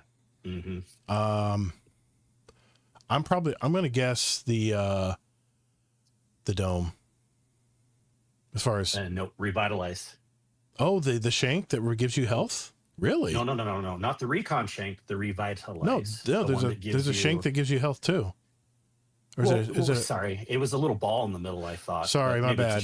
It might be a Yeah. ball. It might be a ball. I didn't play it long enough I didn't really use that when I was running the story. It gives you, if you max it out on level 7, it gives you Cure 2, Grenade Energy 3, Class Ability Energy 3, Melee Energy 3, and Super Energy 2. And let's put a pin on this because there is a big issue right now in the Lawless Frontier activity with invaders. That's a spider. That's a spider modifier, right? So we can. It is a spider one. Yes. Okay. Well, everybody running to get that. I love it. I just maxed it out right now as we were speaking. I just got it to level 7. So yeah, let's talk about the currency, because the currency, I think they give you a lot of it, and if you go around, there's pails everywhere, those little glowing pails, and you get 6 to 8 of the currency every time. And you know me, man, I'm going to get my currency. I'm going to get my materials in each planet. And then if you got the actually had planetary materials like the Spirit Bloom and stuff, I do like how you don't have to hold it down now to gather it. You just press the square button and you're good. Your X button or whatever you're using controller wise, and boom, you get it. It's like instant. Because if you're in battle and stuff, you're running over to grab it. That's still pittance compared to the completion of the activity. Yeah, you get like 2,000. When you complete the activities, you'll get like 1,000 or more. Yeah, I got 2,000 because I was doing it on legendary, but yeah, they shower you with loot, and all you have to do is just play the activities. I tell you what, man, there's a lot. Talking about the post game here, the post game activity, there's going to be a lot to upgrade. We're going to be busy upgrading. I mean, between the 3 factions, we're going to have to upgrade with Spider. Then we have I don't know. Seems like a lot. I'm a little disappointed in that because the fact that it just seems like a lot of busy work to me. I'm not excited leveling things up to level 7 because that basically tells me then levels 0 through 4 are no good, right? Could be. It's like, why did we have to have so many? I get it. They're just giving us stuff to do, but I don't know if I will level up everything, because if we find out like no one cares about like the speeder bike ones or this or that, who knows? Maybe I won't level those ones up in the long run. But but I did level up my first one to level 7. We were speaking, the health, and I'm so excited because this is supposedly one of the most OP ones right now. Don't tell anybody, and they'll nerf it. No, everyone knows already who are playing the game that are at that spot. Probably 50 videos on YouTube talking about it already, I'm sure. But you just don't know. Yeah, I mean the cantina area. I mean, it's pretty wide. It's pretty deep, and I know I like it. I like how it's all set up with the different. You say it's a lot like Outlaws. I'm enjoying all that part of it. The shops, yeah, I agree. I think they're spreading the shops out to make it look like there's more on that planet than there really is. I agree with that part. But at least you can focus for armor or chest piece. You can really focus what you want on there.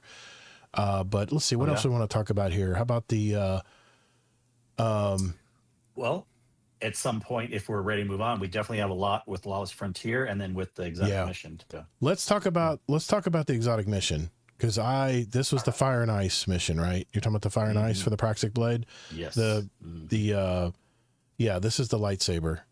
The Praxic Blade. It's not a lightsaber. Okay, Praxic Blade. Sounds just like it when I vroom, vroom, and throwing it at people. I enjoy it. I think I'm going to play with it a lot. I'm not really a big sword guy. I don't like a lot of close range weapons. I'd rather just plank people, especially in harder content. I'd rather sit back and just plank away. But the fact that you can throw it, and it is pretty powerful. The prismatic blade is pretty powerful. I ran through the mission. It was my favorite part of the whole campaign was the fire and ice mission. And then it looks like I'm about to play it again because I forgot to switch it over to legendary. But yeah, I really enjoyed it. You have to balance the light and dark orbs. And the key there is, and I got greedy. I was trying to do them one at a time and it reset. So yeah, what you have to do with that is you just have to balance the 4 orbs they give you. You have to balance it out between the 2, spread it out evenly. That's why they call it balance, or what do they call it? The balance of scale, I think was the name of the encounter. So yeah, you have to do that on 2 dark orbs and 2 light orbs. And once you do that, then the boss comes out and you can pound away and knock him out. What do you want to add to it? I'm not trying to do it's a pretty good mission. I thought it was like a little short the first time through. I'm like, they're just making it longer with the jumping puzzle part. But when you go back in for doing the catalyst stuff, it gets extremely more interesting because there's other areas that you go to collect things and do extra credit things. And unfortunately, there's a timer, but we'll get past it. It's a very long, generous timer. I'll run it with you sometime if you want. Yeah, definitely. I got a lot to do on legend mode, and there's 3 different catalysts you can get. Okay. And funny enough, without spoiling too much, one of the catalysts you actually don't want to balance. You want to purposely get it out of balance, and then a extra little mini boss shows up. Okay. So I did all the research on it. I've gotten through most of it. I just didn't. My first run, I didn't get done in time, so I was just exploring more. But I do want to run it again with someone and go through it. I think it involves throwing all the catalysts. You have to throw your Praxic blade at an orb or something. I was looking at that. Yep. Okay. There's 7 of those things throughout in little hidden sneaky spots. Right. As one of the versions of the catalyst, and then another version of the catalyst is that first encounter where you're balancing. You want to purposely not balance. And then the third catalyst is in the final boss, you do something also with, there's like 2 more light orbs that appear underneath, like you don't normally see them down there. And then you do something with them. So yeah, it's pretty good exotic mission. Okay. Nothing too hard. Legend changes the path in a couple spots, a little teeny bit, but mostly as a timer that you can turn on. You don't have to, but you need to have that timer on for doing the catalyst stuff. Right. And at least 2 of the catalysts. People found out you can get 1 of the catalysts without that, but you might as well try to, if you can, get all 3 at the same time. Right. In the mission. Pretty good, pretty amazing set piece again. I think it was a really good mission. For me, Praxic blade stuff, I mean, I am upgrading them some and getting some more things, and it's getting more powerful. I don't know, man. Like, I still feel like I'm doing way better with Mint on my top slot when I'm doing activities and stuff. I try to use the Praxic blade. Mm-hmm. It's not like I'm not using it, right? I know how to block. I've even done a couple upgrades. I throw in it and stuff. I still do way better with my normal loadout. And the fact that it's a top slot, uses energy ammo, it's exotic, so I can't use any other exotic. Those are like 3 things against it in my mind. Yeah. But it is certainly pretty cool, and I'm not gonna give up on it. I'm gonna try it some more. Taja Trade says the 7 node one doesn't have the timer activated, so you can do it at your own pace, then run the mission again. That's what I basically said. Yeah. Okay. All right, just making sure. The first version, the first one. Yeah. And were you listening to what I was saying? I'm listening. I'm looking at chat. I'm thinking what I want to say ahead of time. I'm doing like all of it at once.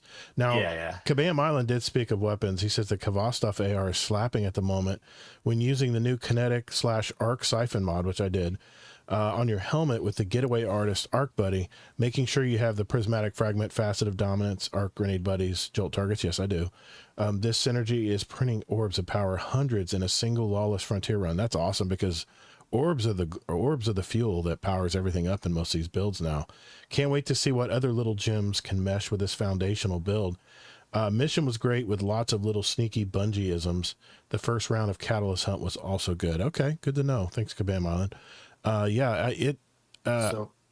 Go ahead.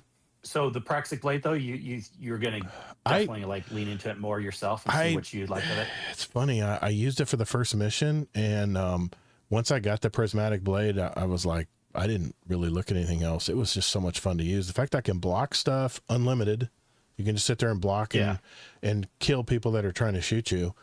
I couldn't do it against, by the way, I can't do it against the the Cabal ships who shoot those seeking fire orbs at you. I tried to block that, and no, it doesn't block those. So No, I mean, and fire, you can't do that would have against been fire, awesome. But like, That would have been awesome if I could have done that. But no, I'm enjoying it, man. I mean, I know this is probably the centerpiece for this Renegades DLC.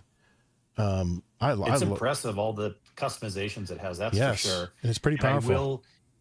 Even if I don't use it tons, I will definitely like get a lot of things for it. I'm excited to get all the catalysts just because. And then there's some things too that like there's another one in the dungeon and some other things we can't get until the dungeon comes out. Right. So yeah. They're really kind of building into this as a cool weapon. There's all sorts of colors of crystals. Some you can only get in the Eververse store. Some you get, just for free through campaigns. Others you get through doing, dungeon things also, or other things, so there's a lot to it for sure. Yeah, I'm gonna enjoy doing that. I'm definitely gonna get all the catalysts and stuff for it. I'm curious to see how it does in raids as far as DPS numbers, DPS.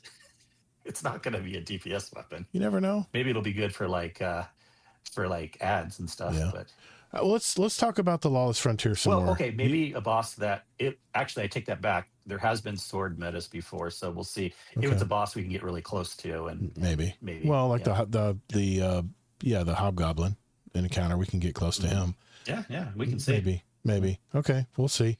I'm sure some people will be trying it on Saturday. You played the Lawless Frontier after the campaign, so let's talk about that a little bit. What do you what do you think of the Lawless Frontier? I have no opinion of this because I haven't played it yet. Not the real version where there's invaders and stuff. Well, this is where it really opens up. Yeah, as we know, there's different versions of it. You can go in to a regular one, or you can go into one where it's contested and have invaders. Right. You start getting contracts from the syndicate you align with, and there's a priority contract, which you basically want to do that one first because you get the most rewards. There's 3 different planets, of course. There's the Venus, Mars, and Europa. And there's different versions of the activity. I mean, this is like how Bungie used to do activities back in the day anyways. They had like 6 different versions of it, right? Like one is like 3 different maps or 3 different locations with like each one has 2 different versions. So there's like smuggle, there's like sabotage one or whatever. And then not to mention, of course, even like if you're doing the one with the invaders or not. Now, wait a minute. Let me pretty good activity. Let me back up just a sec here. You said there's a version you could play without invaders?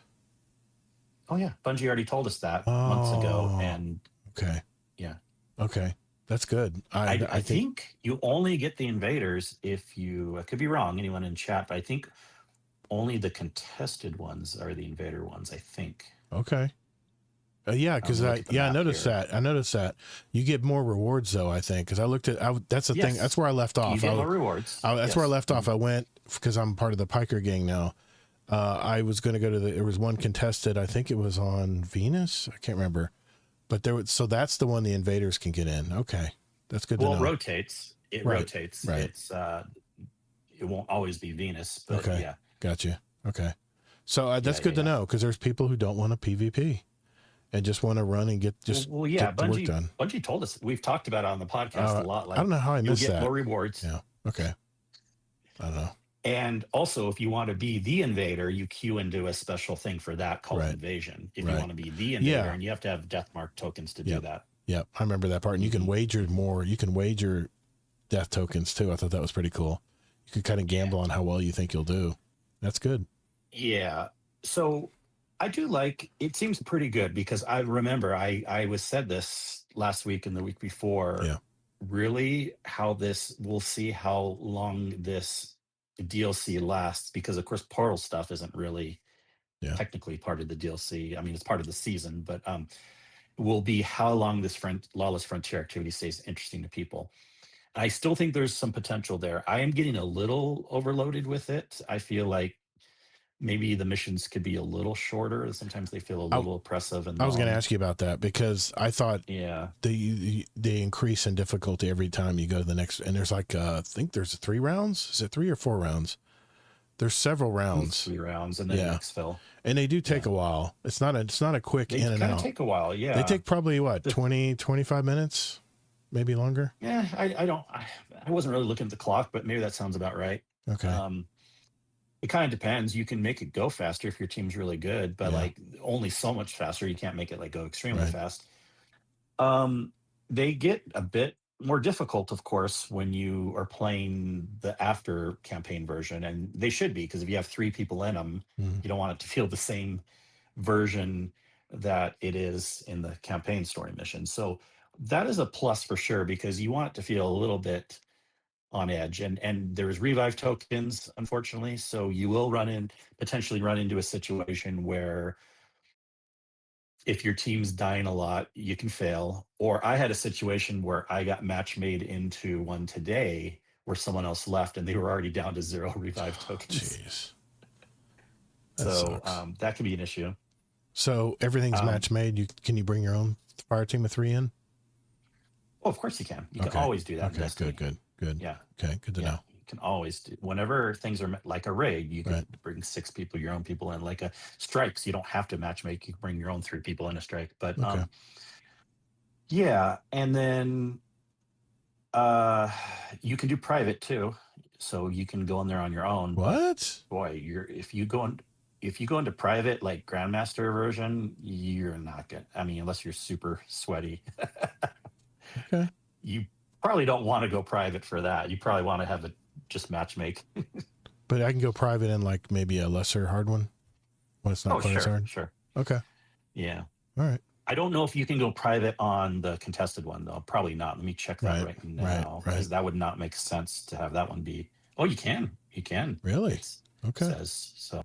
I guess you could do a 1v1 Hey, then, that's because you would be one, hey. and then the invader would be the other. Hats off to Bungie for making it where you could bring all three scenarios in there. That's the way it should be. It should be that Mhm. way. Yeah. But Okay. regardless, I just don't know how much people will enjoy this activity in the long run. I think it has potential, though. I'm not saying it doesn't. Now, here is the big issue of the day with the ones where you have invaders. I ran into this myself, and then I was watching some videos on it. Remember, I was talking about that revitalize Mhm. ability? Right. Well, people learned you basically just, it's like a cheat code. If you're an invader and if you have your revitalize maxed out, Mhm. you drop that. That's what everyone's using right now as an invader. You drop that as soon as you get in. It basically insta fills your super, and you can just farm people. You Like, kill them with the super. You're probably gonna do golden gun or titan hammers. Those are the 2 that are gonna be getting the yeah, other because they 3 got people. buffs. But you'll drop that revitalize. You'll get your super right away. You'll kill people. You'll drop it again, because if you have that maxed out, you get 4 things of it. Jeez. You can use it 4 times. And Use so you their keep use getting your their super back. and use all the other team's tokens and you win. Yeah. Now, of course, you could do that on the defending side too, but Right. for whatever reason, people are noticing that the invaders just kind of, because I mean, the people on the defending side are also dealing with the ads more. So, like, Yeah.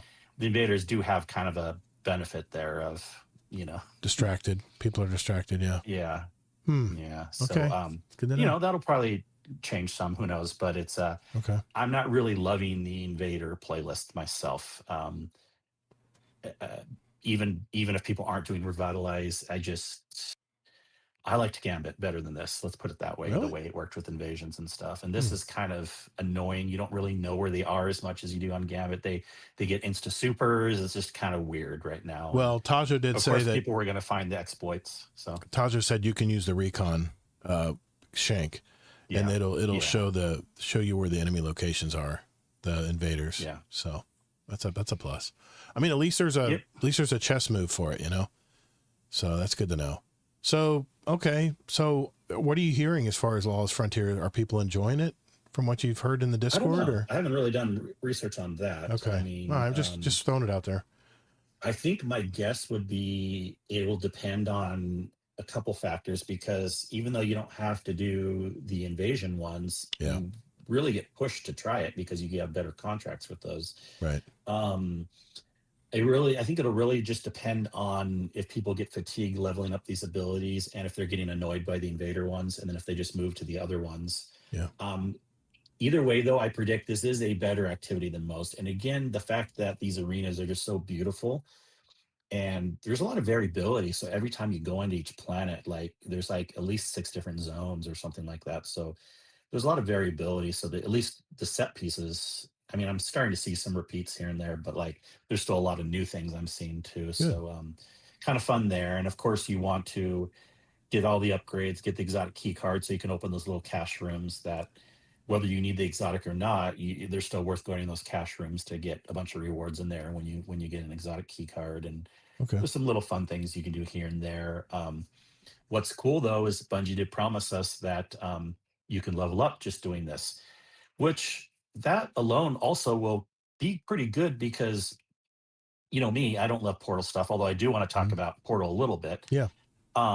But I've gotten all my weeklies and dailies, and I'm basically at level 20 on the weekly pass from only doing Lawless Frontier stuff. So you don't have to do Portal stuff if you don't want. No. Yeah.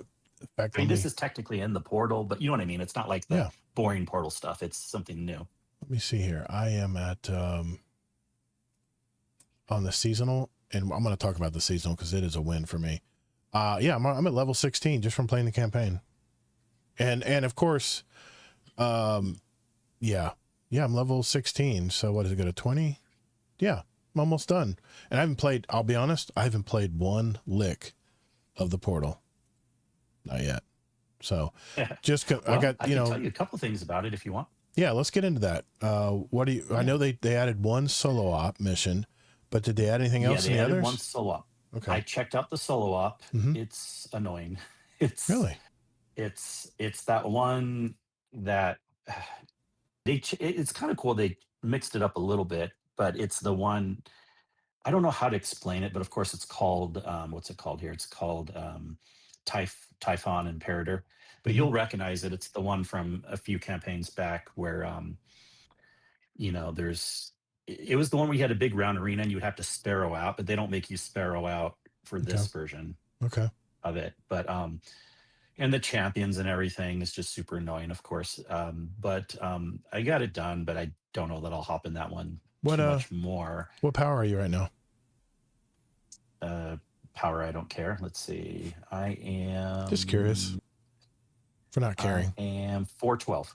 Okay. I'm getting 511, 512 drops right now. So I'm probably around 508, 509 if I were to max everything out. So not bad, really. And for not caring. But what I did try, because I was excited, were the arena ops.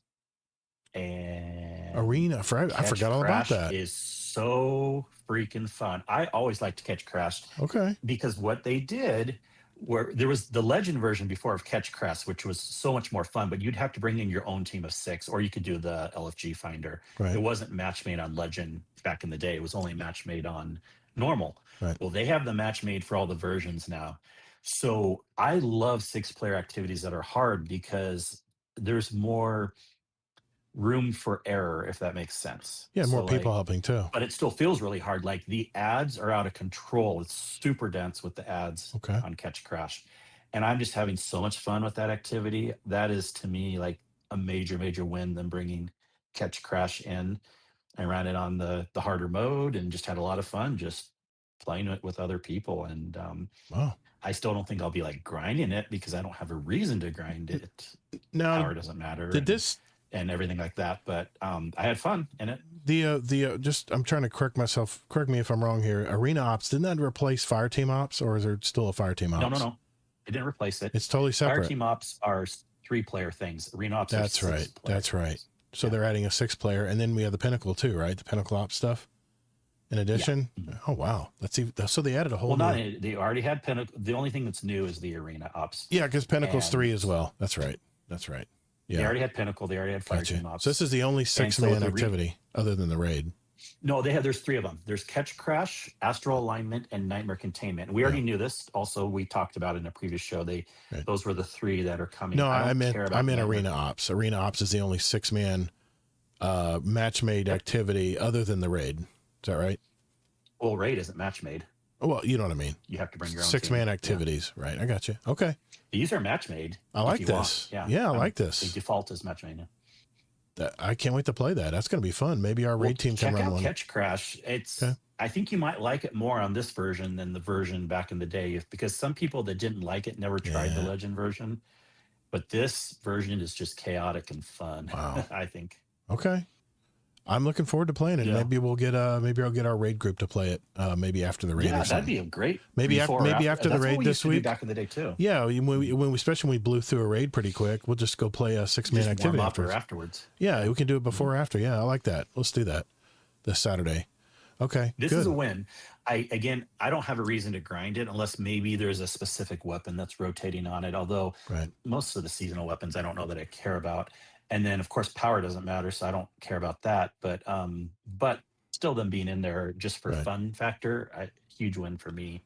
Yeah. The arena ops. I wanted to talk about the some of the other UI stuff, but before we do that, well, actually, let me talk about the Vanguard order system, because I love this new system.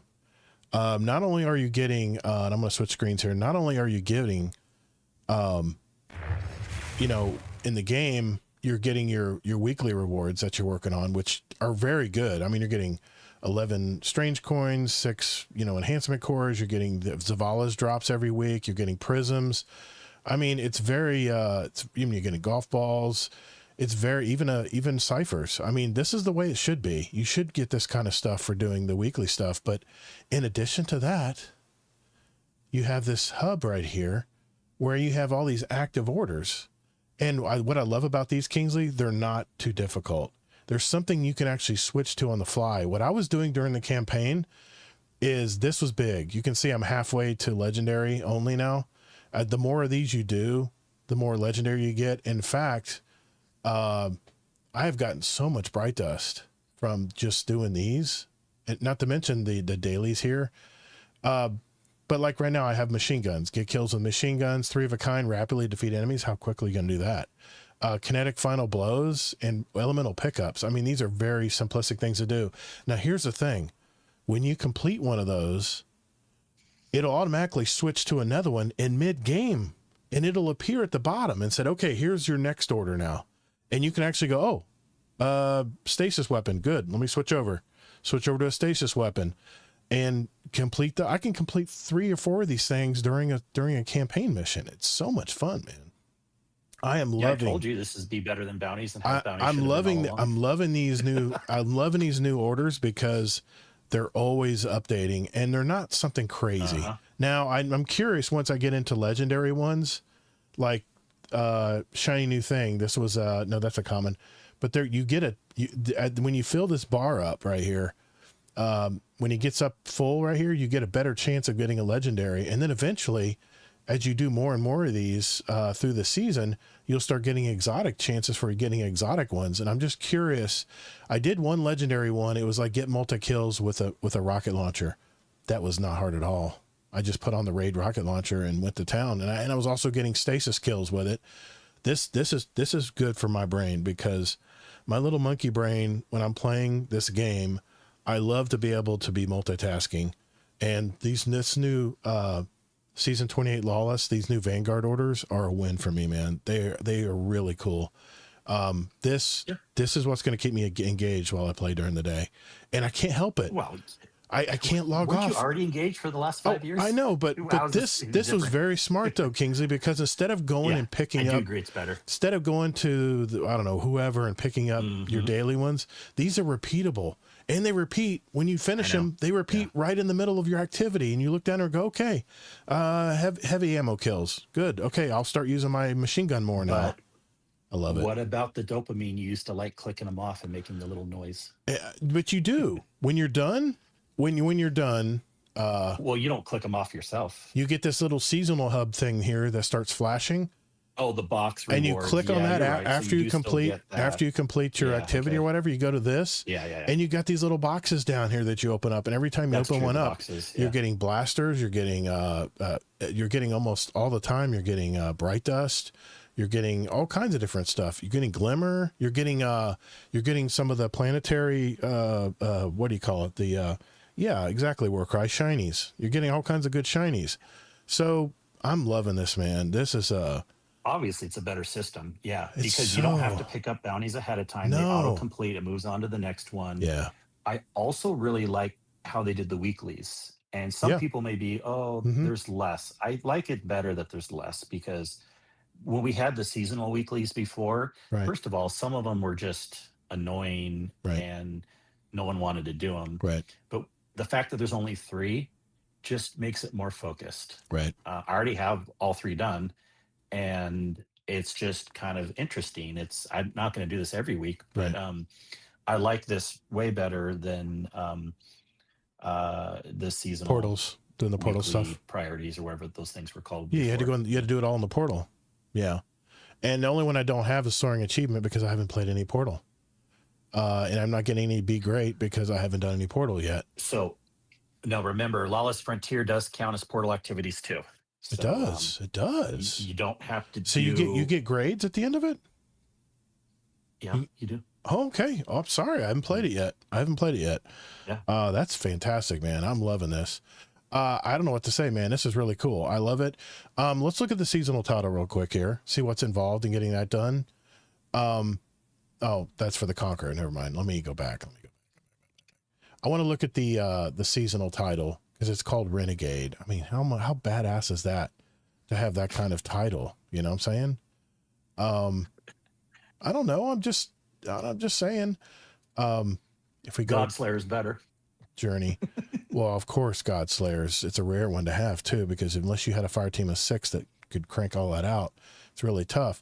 But no, I want to look at the Renegade title because it 22 things you got to get done, and if you notice, there's more than 22 things here. But achieve a maximum rank with a syndicate. That's not going to be too difficult. Attain a minimum reputation rank of 5 with each. It looks like you get a ringleader. What is that, a pike? Or is that I don't know what that is. It looks like maybe a sparrow, maybe. I don't know. I can't tell. The picture's so small. Make a killing, earn credits. You're going to do that anyway. Salaried mercenary, claim weekly shipments from the syndicates. You going to read all 22? Oh, I'm just reading them. Gun for hire, complete contracts. I already completed Renegade's Journey. That's the main quest. Guardian. Okay, these are the quests. Frontier Domination we talked about. I got to finish my Fire and Ice to get that. Opportunist, complete optional objectives. Let's see the other ones here. Ace up your sleeves, fully upgrade an ability. Dragon's Dash, complete Glory Beyond in less than 15 minutes. Now, see, this is the one I'll skip because it's got a effing timer in it. I hate effing timers, man. Screw the damn timers. Bungie, let me play solo at my pace. Thank you very much. And then finally, have some timers too. You can't have the full game without timers. I disagree vehemently. Collect every Ghost and Renegades. Collect every tape. That's pretty cool. So there's hidden tapes everywhere I got to get. I didn't know that. What about people that say there shouldn't have PvP in the game? Well, there's an option to. You don't have to have PvP in the game. That's pretty cool. Yeah, you don't have to do the timer thing. You only have to do 22 out of 24. Yep. So, yeah.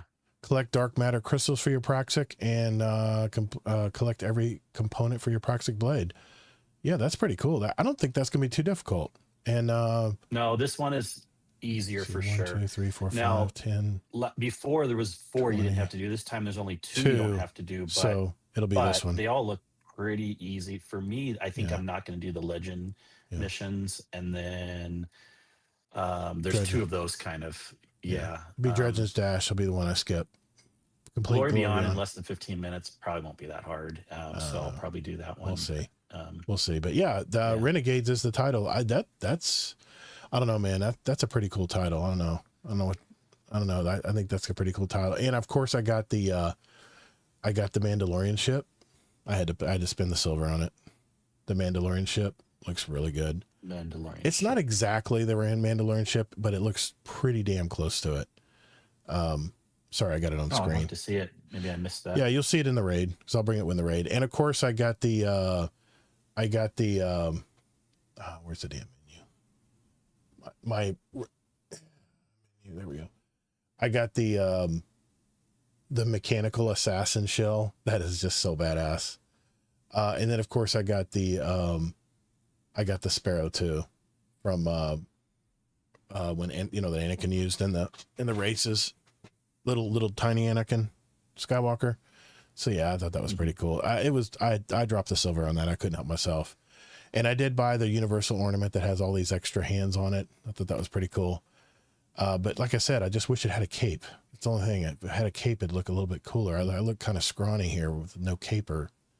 Anyway, but yeah, it's I don't know, man. There's going to be a lot to do on this. I think there's going to be a lot to do. It sounds like it's going to be fun. A lot less though than Edge of Fate. I guarantee it. And in fact, it's not time gated at all too. You can get all of this right now if you just grind through it. Yeah, there will be people who do that. More people will get this title than the last one. Okay, good.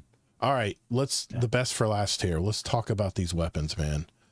I don't know about you, but what do you think about these new blaster weapons? Are you using them or are you using something else? No, I haven't even really tried them yet. What? Oh my God. I only have one complaint. I'll go back to my screen here. I only have one complaint is the fact that the uncivil discourse, which just reminds me of the blasters in Star Wars so much. This requires special ammo. Why? Why does this require special ammo? And and it has a heat sink on it where you have to reload it when it gets too hot. I don't understand this uncivil discourse, why it requires, this should be an energy weapon. This should not require special ammo. It hits hard. It does hit hard, yes. But I'm loving the sidearm too, the compact. That's why. The compact. Anything that hits harder is special. The compact defender is a lot of fun. I was using that in one of the tougher missions, just mowing down the bosses with it. Of course, the Praxic Blade. This M17 Fast Talker, this thing is pretty powerful, man. And for a submachine gun, it has decent range. And I got a tier 5 one. And it has some pretty cool options on it too. The new perks on these guns are really nice. They're all based on how quickly they heat up and stuff. So you can really tune these really nicely. And Warcry, this is definitely for you for the in Crucible, because you'll want to, of course, be able to reload your weapons faster, and where they don't heat up as fast, you'll get more shots in them. This is basically the same thing as having a bigger magazine. Now, I got to tell you, man, the All or Nothing Pulse Rifle, I love this thing, man. I use this almost exclusively as before I got the Praxic Blade, the All or Nothing Pulse Rifle, and I've got several rolls of this one. I've saved every one of them because they're a lot of fun. And the modified B7 pistol, it's a primary heavy ammo hand cannon. I'm enjoying this as well. Now, I have not used the refurbished A499. Have you tried this heavy sniper rifle yet? Have you been able to try that in the field yet? I just got one last night. Okay, the two weapons I've tried, and I will talk about a weapon that I like, but yes, I have tried the sniper rifle. It is really powerful, but it only is a single shot, and so... Oh, that's right, you got to reload it manually. Yeah, but it's the trade-off because it's super powerful. Think of it as like up there with like a linear fusion or something. Okay. Maybe even more powerful. I think it has potential. But for raids, maybe. What I have been maining is the machine gun from the season pass. Service of Luzaku. That is really, really good. Yeah, I can tell you all about it. I'll put it on. Yeah, this thing is impressive. Yeah, what do you think of this machine gun? And this is another reason why I probably wouldn't be using the Praxic Blade a lot, because it's freaking exotic. So you can't, you know what I mean? But it's true. This weapon, it feels pretty powerful. I mean, I don't think it's necessarily going to be a DPS weapon, but we'll see. But hitting targets with this weapon builds a restorative charge in the background. Hip firing at allies, and I just hip fire it pretty much all the time anyways, even on the enemies, unless they're further away. Right. Hip firing at allies while this weapon is charged heals them, does not use ammo, and fills the weapon's magazine from reserves. That's awesome. And if you do rapid healing to like several people, it increases the weapon damage right after that and spawns threadlings from your allies. Wow. Not only that, when you're shooting it out and about, it creates threadling nests on the ground that periodically spawn little threadlings. They're like these little like ant hill nests, these green threadling nests. Well, they just sit there and bubble, and they just keep throwing threadlings out every now and then? Kind of. They sit there at first, and they have a timer on them, but then they periodically spawn threadlings. But final blows near one of those nests create a threadling instead. Wait, I already said the word threadling. Anyways, I don't know exactly what's happening there, but all I know is there's tons of threadling stuff going around. So this looks like a lot of fun. Like I said, I couldn't put my Praxic Blade down, so I couldn't try it out. So I'm glad you did. You going to bring it in the raid Saturday? I think I will to at Okay. least try it out. Yeah. Okay. I'm curious to see what your numbers are. Yeah, that'd be pretty cool. Well, I don't think, like I said, I No, don't think it's going to be it's more of DPS, an but it's I more of an would bring assist into the weapon. raid. Yeah. Exactly. And I might try it on DPS if I have Yeah. ammo still, but I But definitely want to bring in the raid either way to see if I can fit it into like ad control, or if maybe it is see, good at DPS. I I could doubt see it is, this. but I could see people using this in the day one dungeon, because if your other two people are doing DPS and they're getting just slammed and they're just getting almost near death, you could sit there and just be loading well, them up with health. exactly. And in the Lawless Frontier activities, Mm-hmm. I've kind of been the healing guy. And Have I'm you? usually not a healing guy. I don't I like like that, this. but everyone's using the Praxic Blades. And Right. so sometimes when I notice one of the teammates is getting low on health, Mm-hmm. I'll, since I've been maining this weapon, Yeah. I'll shoot over at them and help them out. And why not, right? I Help like someone out, this. give them some This health. is a great Yeah. weapon. It's the first time I've seen. I know we had healing weapons in when we had the one ship where we didn't have any health. The only way we could build it up would be the I mean, wells. Or all the way back from Lumina, that was a healing weapon too. yeah, But that's true. we've had healing weapons. Not Yeah. many people have used that Lumina though, but this is being a heavy No. weapon, and it has a dual purpose too. It can actually do harm too. So Yes. I Mhm. like this, man. This is interesting. Definitely interesting. All right. And it makes a really cool sound too. Does That's it? also why I like it. That's pretty cool. Yeah. Does it have Yeah. like a Star Wars sound? Like a Star It Warsy kind of sound? does Okay. actually. It almost sounds like it's making blaster noises. So yeah. Yeah, this sniper And it rifle makes a just looks like a slightly lot of different fun. sound when you're healing someone. It makes a slightly different sound. So that's what's Right. cool too. 100 impact on this sniper rifle. It looks really good. And I got one with no distractions and box breathing and auto reloading holster. Damn. I don't even need a tier 5 one of these. I've already got a good roll. Yeah, I'm gonna hang on to that sucker, man. I think I got this from the Pikes, if I remember correctly. Anyway, Uh, yeah, I don't know. I have one and I didn't go with the pikes, but I don't know, you know, man. These weapons are all a lot of fun. I've tried almost all of them. I haven't tried this new Evening SI-14 SI-4 yet. It's one of these it's one of these Suros weapons. You can hip fire, has good hip fire perks. It's got your standard perks on there, but there's a new enhanced weapon mod I just got called Stay in the Night. When your shields are broken, this weapon gains an improved period of increased stability and ammo generation. That could be. I've only unlocked one of the seasonal perks so far, so I'm guessing you're going to unlock more of these as you play the game more. Because I only got one. I'm like, that's it. That's the only one I got. So let me think. Any other weapons you want to talk about? I know the armor looks pretty good too. no. I've got most of it stashed away, but this Thriving Survivor gloves, they look pretty good. And it has final blows with grenades, grant heat weapons bonus stability and vent speed, and grant primary ammo weapons bonus stability and reload speed.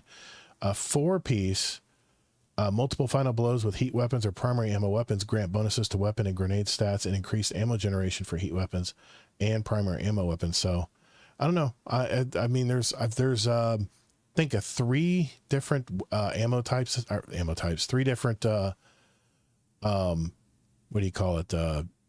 New sets of armor that I got. I'll put Yeah. most of these in the vault, but yeah, I Yeah, the got them thing all in the with vault. weapons with me, there's always so many new weapons that are coming out. Like, unless I start hearing like a huge standout, and not like just like oh yeah, this weapon's pretty good, but I mean like a huge standout, like a mint retrograde type of standout, Right. then I'm probably not going to switch to something else.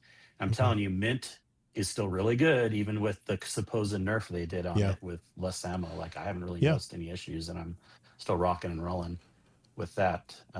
Yeah. For sure. But I'll check Yeah. them out some more. Yeah. But the machine gun, I could tell right away, was pretty cool. And not all new exotics are cool, Right. but this one for me is pretty cool so far. And again, I may not stay that way like in a few weeks from now, but it's so far it's really like the main exciting one for me.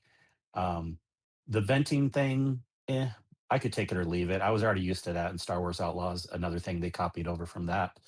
Um, Right. Venting is fine. You definitely want to reload it at the right time. That's not hard for me to do or whatever. But uh, unless I hear one's like a huge standout or something. Okay. Then I'll Yeah, that was maybe my give only it a beef. try. My only beef was the uncivil discourse. I mean, I guess it's what was the exotic sidearm that people loved to use for a while there? It was a lot like a Halo weapon that they used to use, the little pistol in Halo.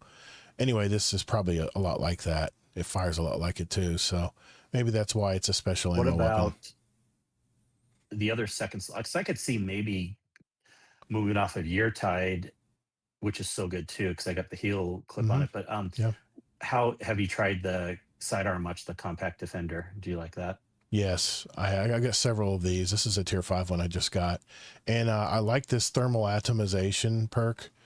While at high heat, this weapon deals increased damage. I'm always at high heat because I'm hip firing this sucker, just letting it go on automatic. Sure, yeah. It's got hip fire grip, but I have cooling baubles and thermal atomization. Cooling baubles collecting an elemental pickup or orb reduces the heat more. So as you pick up orbs of power, and if like Kabam said, we're getting a bunch of orbs of power with the certain setups, which I'm going to try that, Kabam. I'm going to try that when I jump in. With this and this together, this little sidearm's going to tear up some enemies.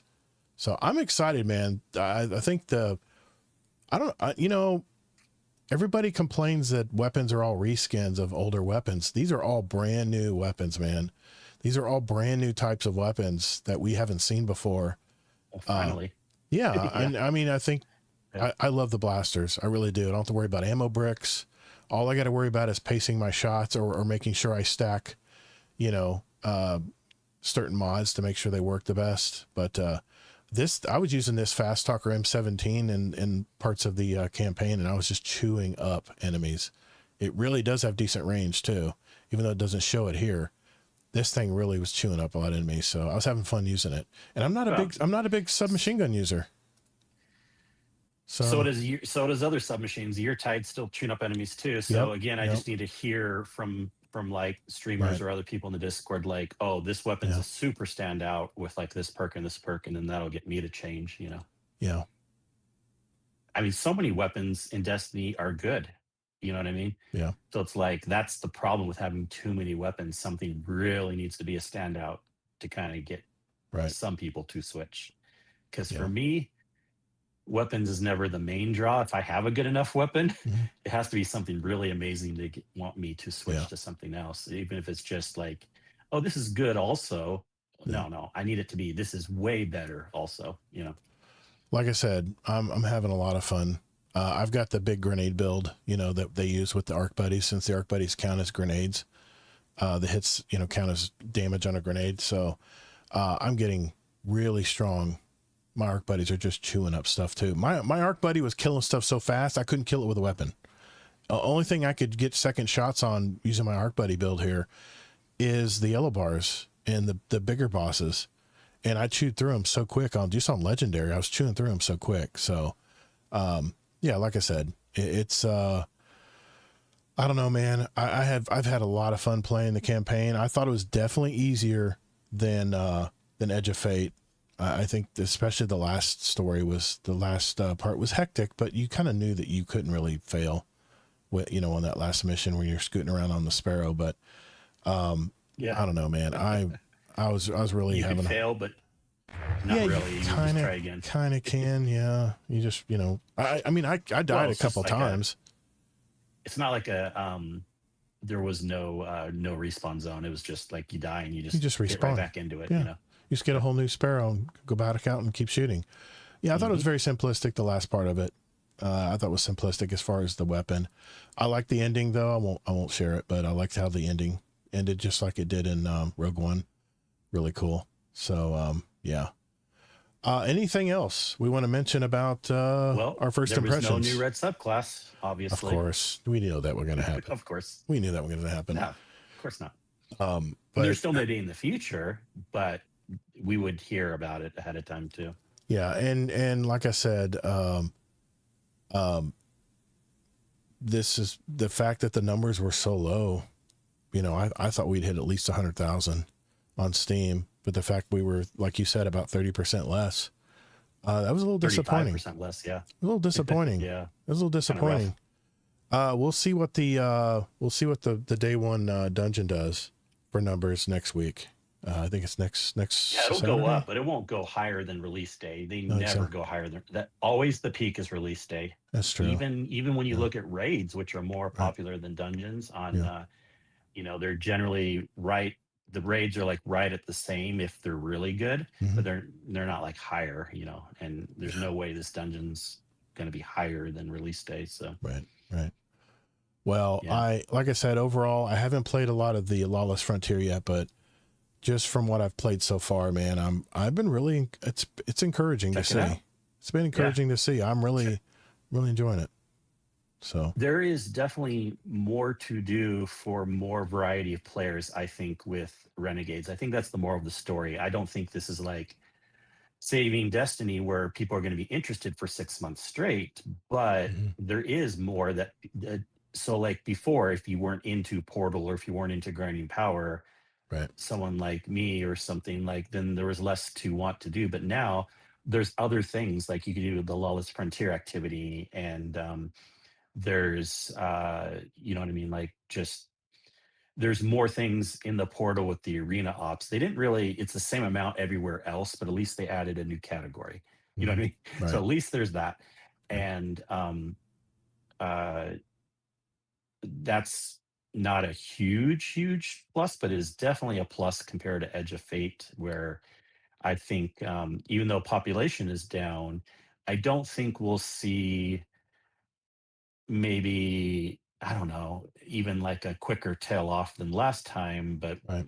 ask us again in a couple months. Of course, things might be rough Well, again. and But that's something we didn't yeah, mention in the story element is the fact that they did tie in the nine.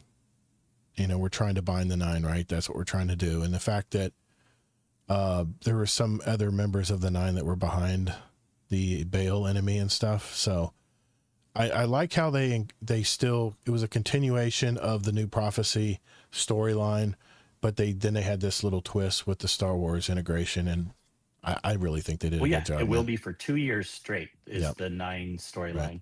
And Yep. um I won't spoil this, but did you catch, there was a little voice line from Lodi after the campaign when he loaded Yes, back to the I Lawless did. Frontier? Okay. Yep. Yeah. They finally explain what that means, and we won't spoil that, but they Mhm. explain what Bind the Nine actually Yep. means. Yep. Uh, At least what he thinks it I means. want to. I I'm want to say assuming it. that's what I it want to means. say Yeah. it, but I'll Yeah. save it for next week. I'll save it for next week. So, Yeah. well, next week we'll probably have more detail, impressions of the Lawless Frontier.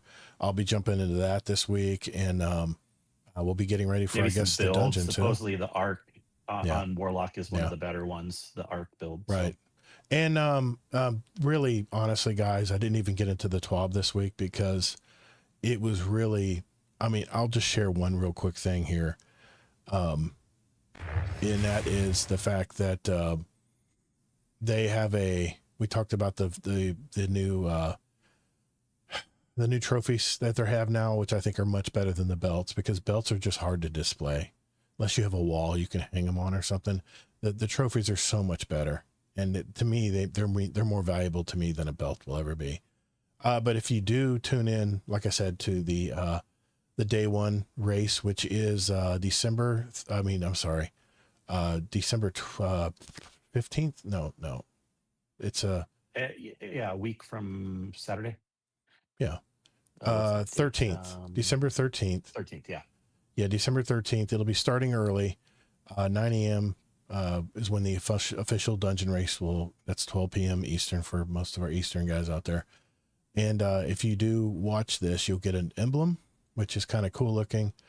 And also there is I think if you gift a sub, yeah, you get there's a Discord quest and also Twitch. I did the Discord quest, and there's a Twitch watch drop also where you get emblems. And I think you have to gift subs for this, and you get a ship The heroes. Discord quest is different. That's Yeah. you can do that. You just have to anyways, and it play. gives you a You just shader. have to play, and it Yeah. gives you a shader. And I got that already. I already got the code and everything here. So, but watch and opted in Destiny 2 server for 30 minutes between December 2nd and December 12th to receive the unwritten patience emblem, which is down here. If you watch for 4 hours, you'll also receive the Sherwood Wanderer exotic ship. So there you go. You get the ship and the emblem. The emblem's okay. And then if you run the Discord quest, you'll get the shader, which I don't know if they don't show a very good picture of it here. So yeah, there's a shader right there. It doesn't, like I said, you really can't tell much there, but looks kind of plain. But anyway, yeah, that's pretty much it for the TWAB this week. They have a lot of stuff that this, player support report has a lot of stuff that they're having issues with. If there's something that you think there's bug that's not working for you right there, make sure you check out the TWAB this week to look at that beforehand. But, no, other than that, man, it's been a really light, TWAB. So I barely even mentioned it this week because there just wasn't much to talk about, this week that we have already been talked about in the past. So, anything else? Am I missing anything, Kingsley? Are we good? Yeah. Just one little quick tip before we close out.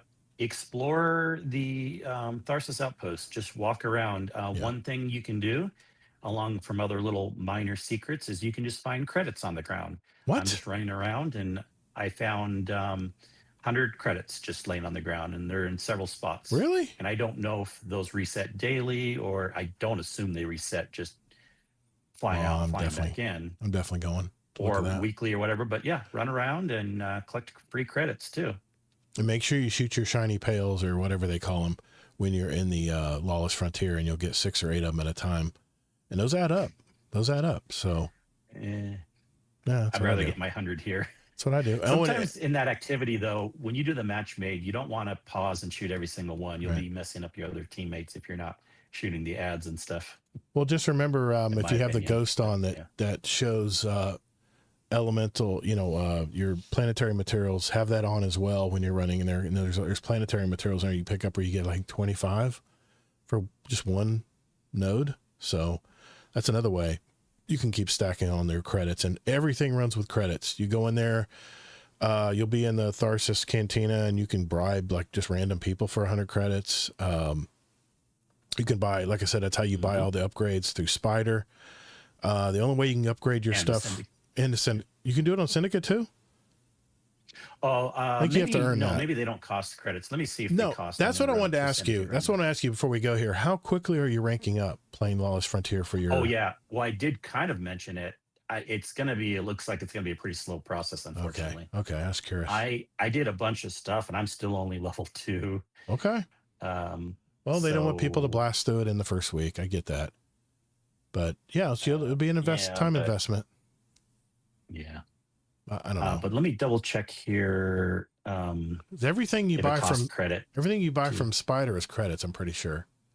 That's what he takes is credits. Well, not everything. They have you can change the death marks into dark ingots or whatever they're called. Oh yeah. But even through the syndicates, they cost credits too. Really? Now you have to level up before you can get some of the higher ones. Then it costs and credits. Then they cost credits on top of that. Okay, so collect the credits. All right. And I think you said 2,000 to 3,000, 1,500 to 3,000 per 20, 25 minutes, I guess you're playing. So that's pretty cool. And you'll get them too with plus the contracts. The contracts add more to contracts. I think also the Vanguard orders, the bounties that rotate. I think you get some of those in there as well. So I'll double check. Okay. I'm pretty sure I saw credits. Maybe. I saw like 100 credits pop up in there or something. I'll double check it, but check that out as well. But that's it for me, man. Like I said, I just got through the campaign this week. I'm already over 500 power, so I'm not really crazy to go into the portal right now and crank out. I want to do all this post-game stuff, and I'll probably try to get the Renegades title. It looks like it's not going to be too incredibly difficult to do. And it won't. I always like picking up easy titles if I can, especially if it's a lot of stuff I can do on my own. I would never do a bet on this one because this title doesn't look that hard to get. In my opinion. Well, I guess we have to run a blind raid, a HUDless raid soon, because I lost the bet. Mm-hmm. So I think we decided on, is it Garden of Salvation we decided on? I don't think we decided yet, did we? I don't think we totally decided. I still think we should do DSC, but I'm down. I think people will have a harder time with Garden, but I won't. But whatever you guys want to do, I'm down. It's going to be so weird not having numbers and feedback from what you're doing in the game, but Ronan swears by it. He says it's a lot of fun to do. Hey, so there is feedback. Audio feedback is better than visual anyways. People miss visual feedback. All my headphones on. Yeah, I'll definitely be listening for it. That's for sure.